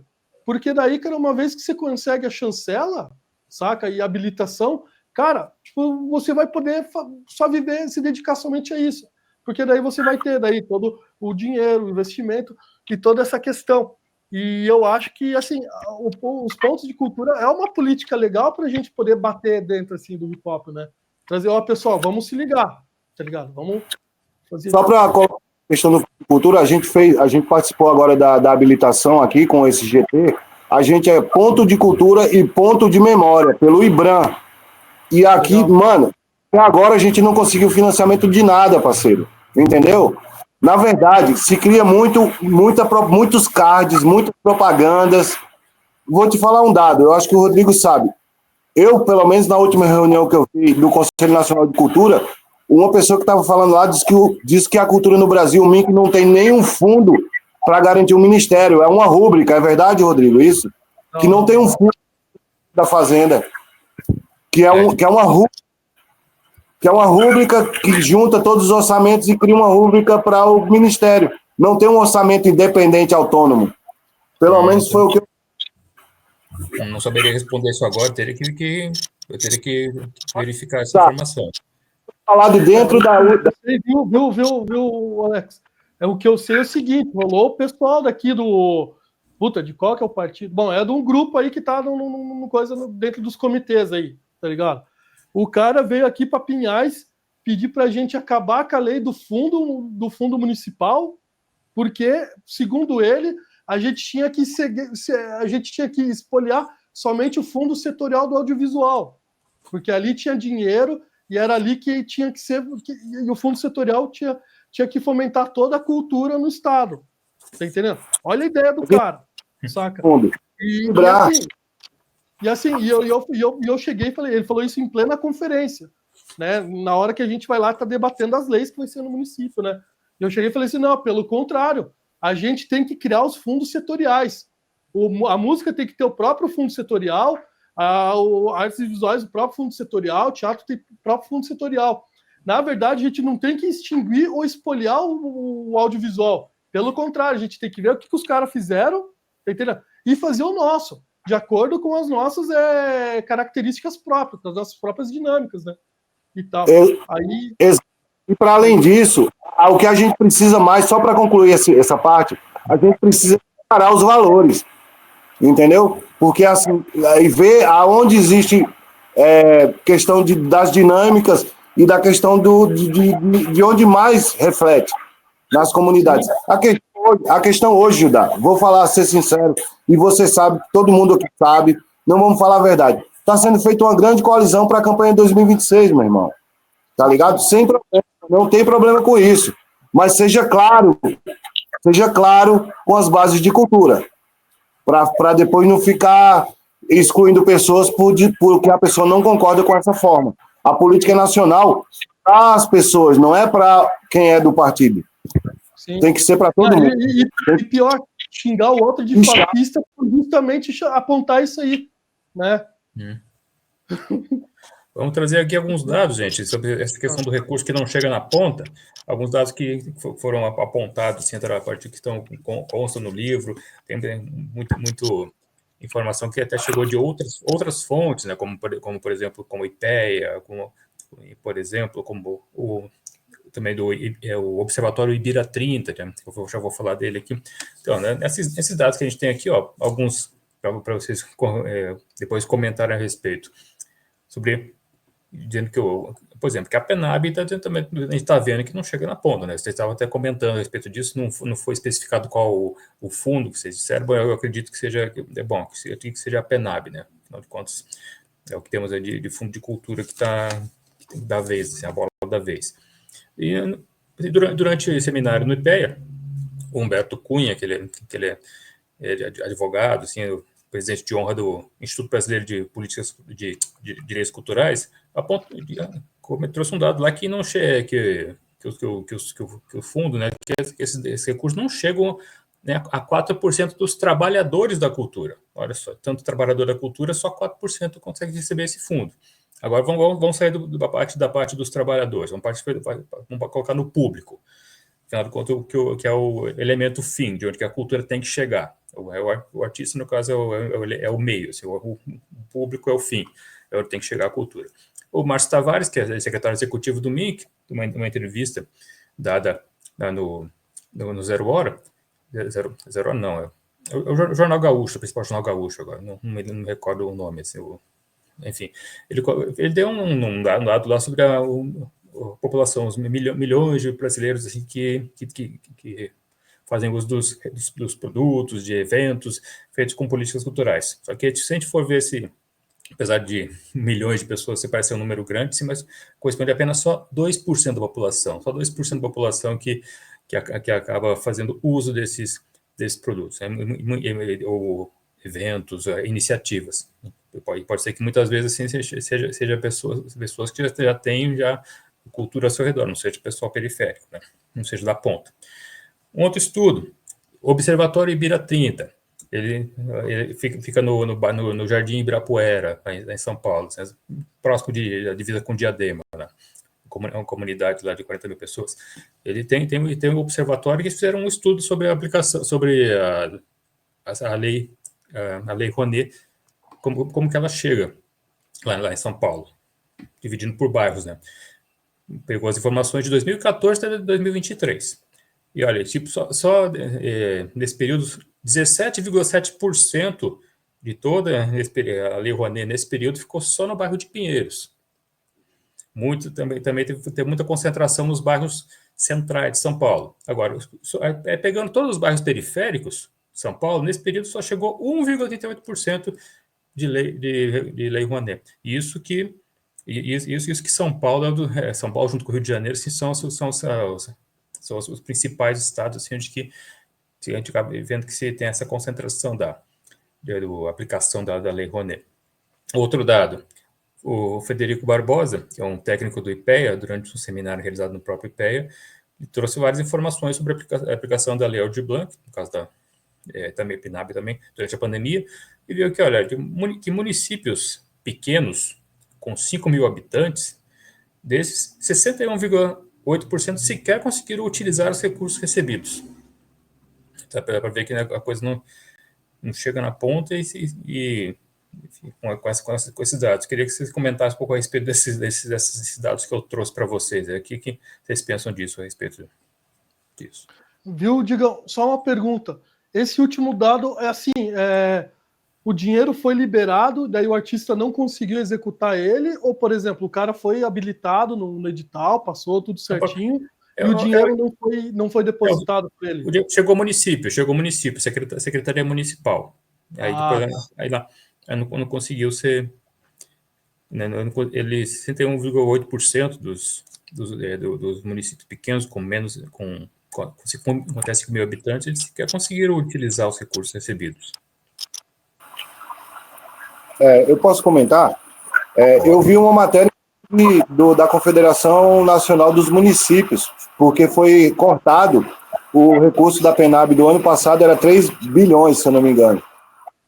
E foi cortado meio bilhão por causa da questão da execução.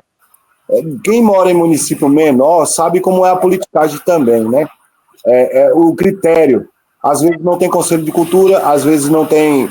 O próprio prefeito pega e faz aqueles eventos, chama lá o cantor sertanejo que come no jogo, come todo o dinheiro já, tá ligado? Que existe essa parada, né? E também tem a forma de como se coloca isso. Por isso que eu estou falando que é deficitário, no sentido de que os recursos, o mapeamento das políticas culturais é muito deficitário. Por exemplo, aqui eu vou falar da minha região, mesmo já tendo viajado bastante pelo Brasil. Assim, nos municípios menores, a cultura ela pulsa, mas não é essas pessoas que são a ponta que não chega nessas pessoas que faz a cultura popular de verdade. Outra questão, a questão dos recursos para o hip hop. Eles são, como a gente falou, parece que já tá selecionado. Os maiores recursos vão para esses setoriais aí que a gente colocou e para esses bairros. A gente vê que é uma política de classe e quem é beneficiado são as classes mais altas dentro da estrutura. Isso é óbvio. A gente vê aqui dentro do hip hop, quando sai um edital, é uma briga, porque é muita gente, muito sem CNPJ. Outra questão, a burocratização do acesso. Hoje, com toda a política que tem de transferência de recurso, hoje eles veem a gente como uma empresa. Você tem que ser uma empresa. Você não é mais uma pessoa. Você é uma empresa. A ideia é neoliberal total. Entendeu? De você não poder fazer pelo seu CPF, ou às vezes por um simples MEI, mas também o MEI é um CPF. É um CNPJ, que você vai ter custo, que você vai ter que prestar. E a galera do hip hop não consegue isso. Está entre a arte e a sobrevivência. A gente não é uma empresa. Então, assim, não existe uma política nacional nesse sentido de tentar facilitar o acesso. Se você é trabalhador, por exemplo, cota de trabalhador, você tem a carteira e não é assinada, poderia ser uma cota, poderia ser uma forma. Você tem um número de NIS, tá ligado? Não, vai para a empresa. É a mesma lógica desde Fernando HC, do FHC, Fernando Henrique Cardoso. É a mesma coisa, a lógica neoliberal de cultura.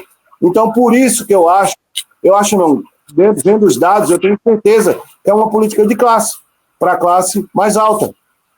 E aí seduzem o pessoal do hip hop com esses cards, com esses editais, quando a gente está vivendo num momento de arcabouço fiscal, de retenção de recursos. O ano passado, Foi retido os recursos. O edital do hip hop do ano passado, mais de ano para pagar 6 milhões, parceiro.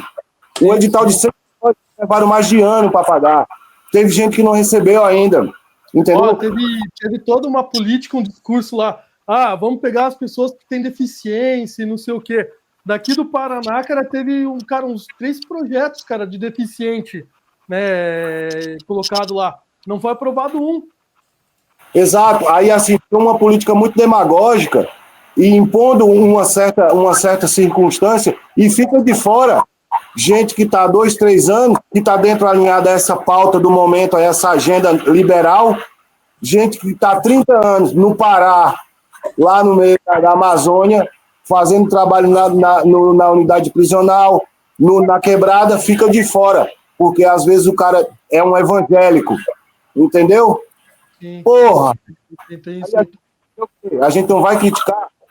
O cara tá 30 anos com a trio dele dançando lá, a galera da Zulu Nation lá dançando, fazendo o trabalho em unidade prisional, não chega. Fica muito essa lógica. Então, assim, para mim, essa questão que ele colocou de chegar sempre o máximo em alguns territórios e o mínimo em outros, é reflexo claro dessa política de classe. A gente vê os quadros do MINC, nada contra os funcionários públicos, mas eles têm uma cosmovisão diferente da nossa, total. É uma questão daquela cultura tropicalista, Mano, quando entrou essa equipe do MINC, fizeram uma festa para aparecer nessas revistas tabloide, a festa dos artistas, dos grandes artistas do mainstream, junto com a comissão do MINC. Eu acho importante o MINC tem uma história, mas eu acho que ela está há 40 anos reproduzindo a mesma forma de uma política de classe para um certo setor da cultura. A gente está sendo inserido agora, porque é pré-campanha eleitoral. Então, todo ano, eles descobriram que a força do hip-hop, a força da periferia, porque os números para esses setores não se traduzem na vida real, se traduz em card. Aí, quando chega, por exemplo, esse ano vai ter que ter as contas para o calabouço fiscal, chama de calabouço fiscal, né? O arcabouço fiscal. Certamente vai haver retenção de recursos. Eles não falam isso, porque o ano passado já teve uma política que daqui a 20 anos foi o Temer que fez essa política do ajuste fiscal, das contas públicas. O governo Lula aderiu, aprofundou, fez um programa de privatização, que onde as empresas também que captam na parceria público-privado captam milhões. Aí vai comparar com a gente da base. Não tem como comparar. Não é porque a gente está fazendo uma crítica vazia. É a forma que eles entendem. Então a gente tem que bater. Eu não me iludo nas discussões. Eu quando mando os cards, eu digo, mano, isso aí não é para nós. Não vai chegar. Aí um ganha, a exceção vira a regra, porque faz uma propaganda, a galera hoje está muito pelo Instagram, aí olha aí o hip hop ganhando. Mas aonde precisa mesmo não chega nada, é insuficiente. Sabe, Alex, aqui em Pinhais, ele é o menor município do Paraná, tá ligado? Ele tem 60 quilômetros de distância e você consegue atravessar a pé aqui tranquilo, tá ligado? O que a gente tem visto ali, o que eu tenho visto ali no conselho, ali a respeito dessa questão da distribuição do dinheiro e tudo mais, são 2 problemas. Um é que o primeiro é o seguinte, os artistas daqui, eles não estão inscrevendo o projeto. Então, o que acontece? A gente está com um superávit de orçamento, mas com déficit de projetos inscritos, saca? E aí, uma das coisas, cara, que a gente está pensando, a gente sempre procura se... vamos facilitar os projetos, né? A questão da coisa de nota e tudo mais, para a gente despejar esse dinheiro por 2 razões. Uma é para poder chegar no artista, né? E a outra coisa é da saúde financeira do município. Porque tem aquela questão, por exemplo, se o governo manda para cá 1 milhão, né, para o município, e aí o município não consegue executar esse 1 milhão, o MINC lá na frente fala, esse município não precisa de 1 milhão, então vamos diminuir a verba, tá ligado? E aí o que acontece? Diminuindo a verba, e aí aqueles que já eram atendidos ficam menos atendidos e aí dificulta para o mais, tá entendendo? Então sempre tem aquela questão da questão do problema da devolução do dinheiro. O que eu aqui, ó, por exemplo, a semana passada eu consegui a chancela como ponto de cultura, né? A próxima fase de habilitação vai ser lá ano que vem e tudo mais. Mas é uma coisa que eu tô vendo aqui, que no meu bairro, tá entendendo? Eu vou ter que pegar todo mundo que eu conheço aqui, saca? Desde o do pessoal que canta rap também e tal, não sei o quê, até os tiozinhos que sei lá, fazem um pano de prato, coisa assim, tá ligado? E pegar os caras na mão, trazer aqui em casa e falar, cara, qual que é a tua ideia de projeto, tá ligado? Você tem um projeto? Qual que é a tua ideia? E aí, cara, eu escrever o projeto para eles aqui, tá ligado? Porque tem essa questão também do pessoal não, às vezes não acessar o projeto dos editais, porque tem aquela, digamos aqui, aquela mística em cima. Ah, é muito difícil, aí é só o pessoal só que tem conchavo e tal, tá ligado? Então são coisas que a gente tem que procurar tá equilibrando, né? Fora essa questão também do próprio clientelismo, né? Na última reunião do conselho aqui, eu participei porque eles queriam tirar aqui não se chama nem cultura hip hop, é cultura urbana, né?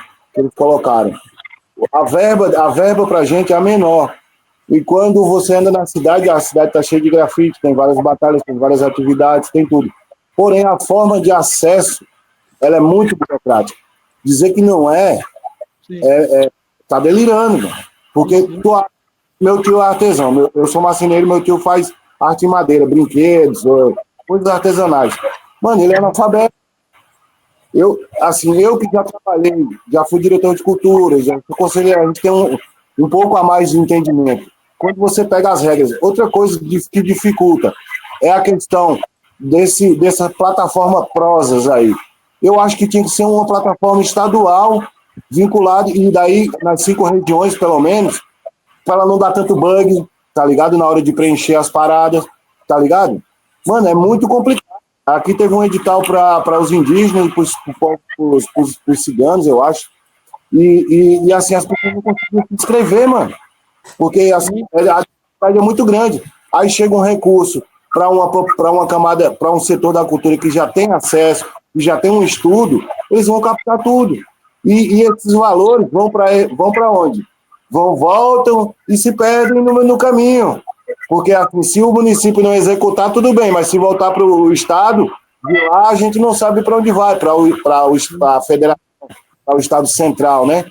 Então tem essas questões que ninguém discute também, fica muito, não gera mecenato na cultura, entendeu? Então, eu acho que tinha que ser um programa que nem Bolsa Família, pai, para a galera que faz curso, galera que faz trabalho aí, Bumba Meu Boi, forró, pé de serra, maracatu, as danças tradicionais aí do sul, sabe? Aí o jongo no Rio de Janeiro, as culturas populares do hip hop, claro, a capoeira tinha que ser uma parada muito mais fácil para acessar.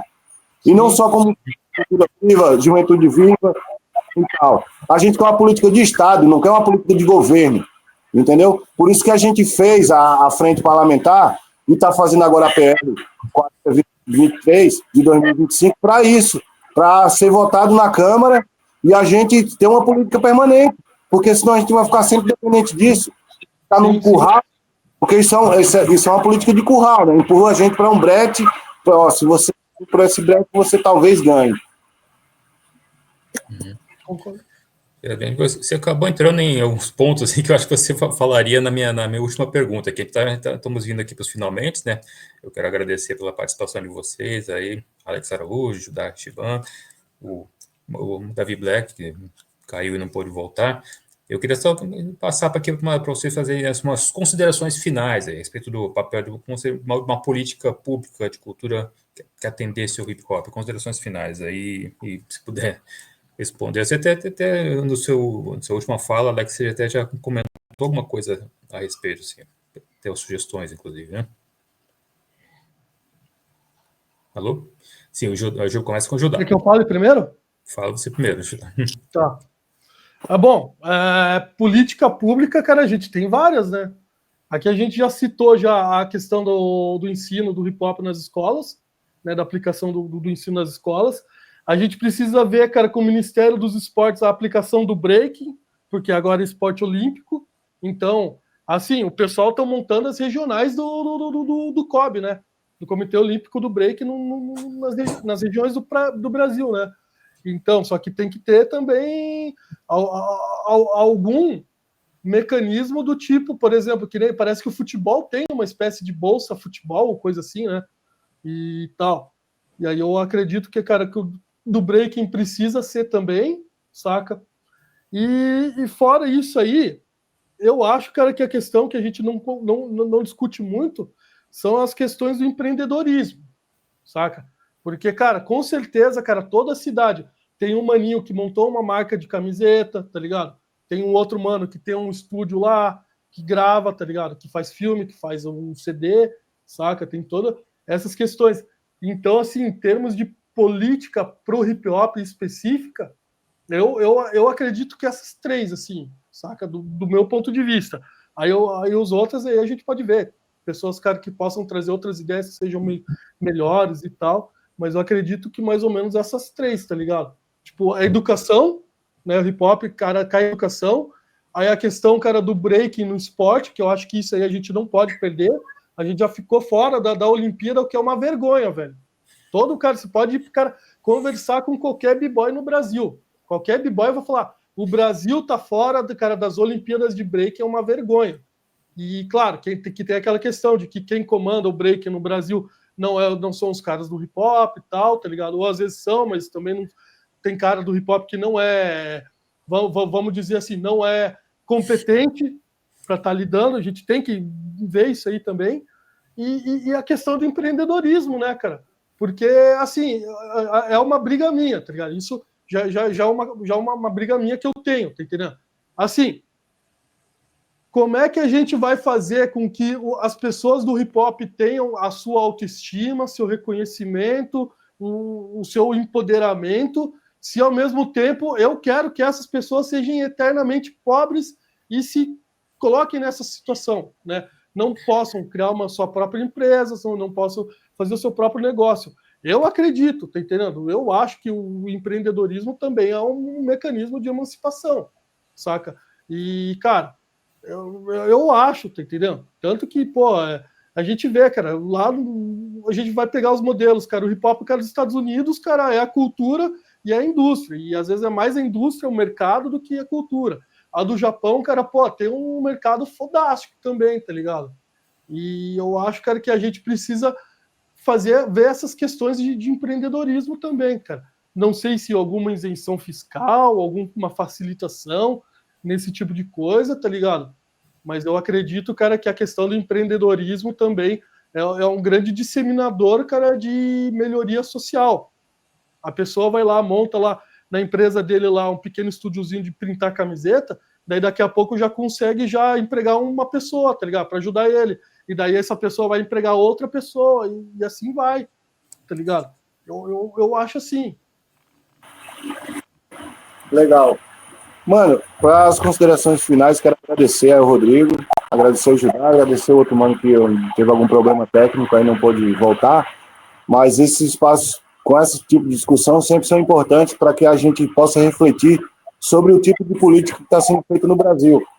Sobre a proposta de encaminhamento, justamente, você aí também, Judá, e a galera, depois eu vou pegar seu zap com o Rodrigo, para a gente trocar uma ideia sobre a PL 4023 de 2025, né, que institui a política do hip hop, porque isso é através do parlamento. Existe uma frente parlamentar que você pode falar com o seu deputado para votar nessa PL. Todo mundo conhece algum deputado, alguma coisa, tem algum acesso, que pode pedir para que ele vote nessa PL, para virar uma cultura, uma política de Estado e não uma política de governo. Isso é o que a gente precisa de políticas de Estado para a cultura hip hop. Enquanto a gente estiver atrelado a governos do momento, a gente vai estar sempre remando e volta de novo para a margem, entendeu? Porque o sistema empurra a gente para a margem e a gente tem que avançar. Dentro dessa perspectiva, você falou sobre o empreendedorismo. Sobre o empreendedorismo no Brasil mesmo, todo, enquanto todo, não no hip hop, a maioria dos empreendedores quebra, por quê? Porque não tem financiamento, não tem linha de crédito para manter, e ninguém vai viver só por edital, entendeu, mano? Isso ele chama de cultura criativa. Pra gente, a gente tem que se rebolar na cultura criativa. Pro agronegócio é 400 bilhões de reais, entendeu? Eu sei que é uma área importante, tem toda uma questão, Mas e aí? Os fundos para os assentados, para micro e média produção? Seja de tudo, é a mesma lógica, entendeu? Para o setor econômico como o setor produtivo da cultura. Por exemplo, a gente vê os festivais, esses grandes. Ontem teve a Laurel Hill, eu acho, em São Paulo. Mano, essas empresas também recebem financiamento, recebem crédito para fazer isso. Os microempreendedores não recebem nada. Não recebem nada. Como é que fica a questão?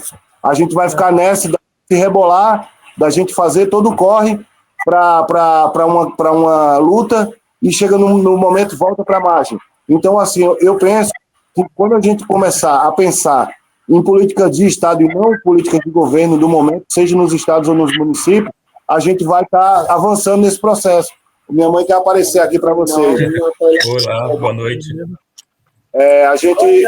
A gente está sendo empurrado sempre para a margem. Então, nesse sentido, eu penso que a gente tem que criar uma unidade na perspectiva de se organizar para levar pautas inteiras, pautas de políticas estruturantes, entendeu? Como essa PL 4023, para que o hip hop seja uma política de Estado, dentro de uma setorial mesmo, através da Câmara. Por quê?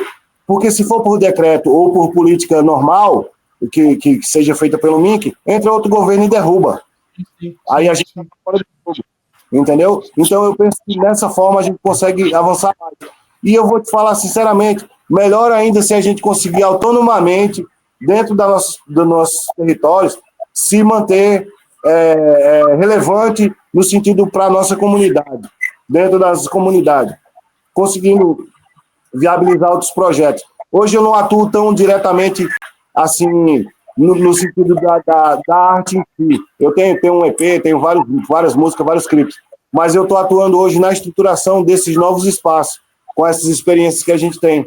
Então, assim, financiar essa nova geração. E, para além disso, eu penso que o hip-hop precisa muito de formação política, histórica, sobre a cultura hip-hop. Também vou sugerir aqui uma leitura crítica de um blog chamado Ciclo dos Rebeldes, tá na internet, que fala da visão crítica sobre as políticas culturais, sobre essa relação do hip-hop com o Estado, não com o Estado onde a gente mora, com o Estado-nação, com as políticas que eles fazem. Não vamos esquecer, não é papo de esquerdista, não é nada, é papo que é uma constatação. A gente vive numa estrutura de classe. As classes mais elevadas vão nos suprimir de alguma forma, entendeu? Dentro do setor cultural não é diferente, a gente está vendo claro isso. Em 40 anos de hip-hop, 3 editais. Então, assim, parabenizar também a Frente de Mulheres do Hip Hop, que conseguiu, através do Ministério da Mulher, esses 3 milhões, que já é insuficiente para o tanto de mulher. E eu quero deixar aqui no final também que uma frase que eu não lembro quem falou, mas diz que o hip hop é muito grande para qualquer palco. Então, assim, o palco da gente deve ser nossa comunidade, primeiramente, e o que depois é lucro. Mas, assim, não vamos ficar correndo atrás de ser o mais famoso, de ser o do hype do momento, porque nessa lógica de espetáculo isso passa. E essa luta aqui que a gente está fazendo, agradecer ao Rodrigo e aqui ao Câmara de Cá, essa luta que a gente faz é um legado. E a gente não... Beleza. Ok. Obrigado, Judá. Agradeço também pelo Davi Black, que não pôde voltar.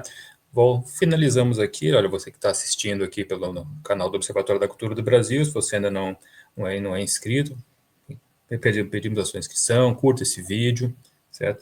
E também, voltando aqui à questão do livro sobre os 40 anos do MINC para o Observatório, está disponível gratuitamente no site do Observatório, que é www.observatoriodacultura.com.br, para download gratuito, então leitura online, certo? Ok, gente? Ok, beleza, Alex, Judá, muito obrigado. Valeu, hein? Obrigado. Valeu. Manda para mim lá, Alex. Vou pegar o teu contato depois para a gente trocar umas ideias. Beleza? Até a próxima aí.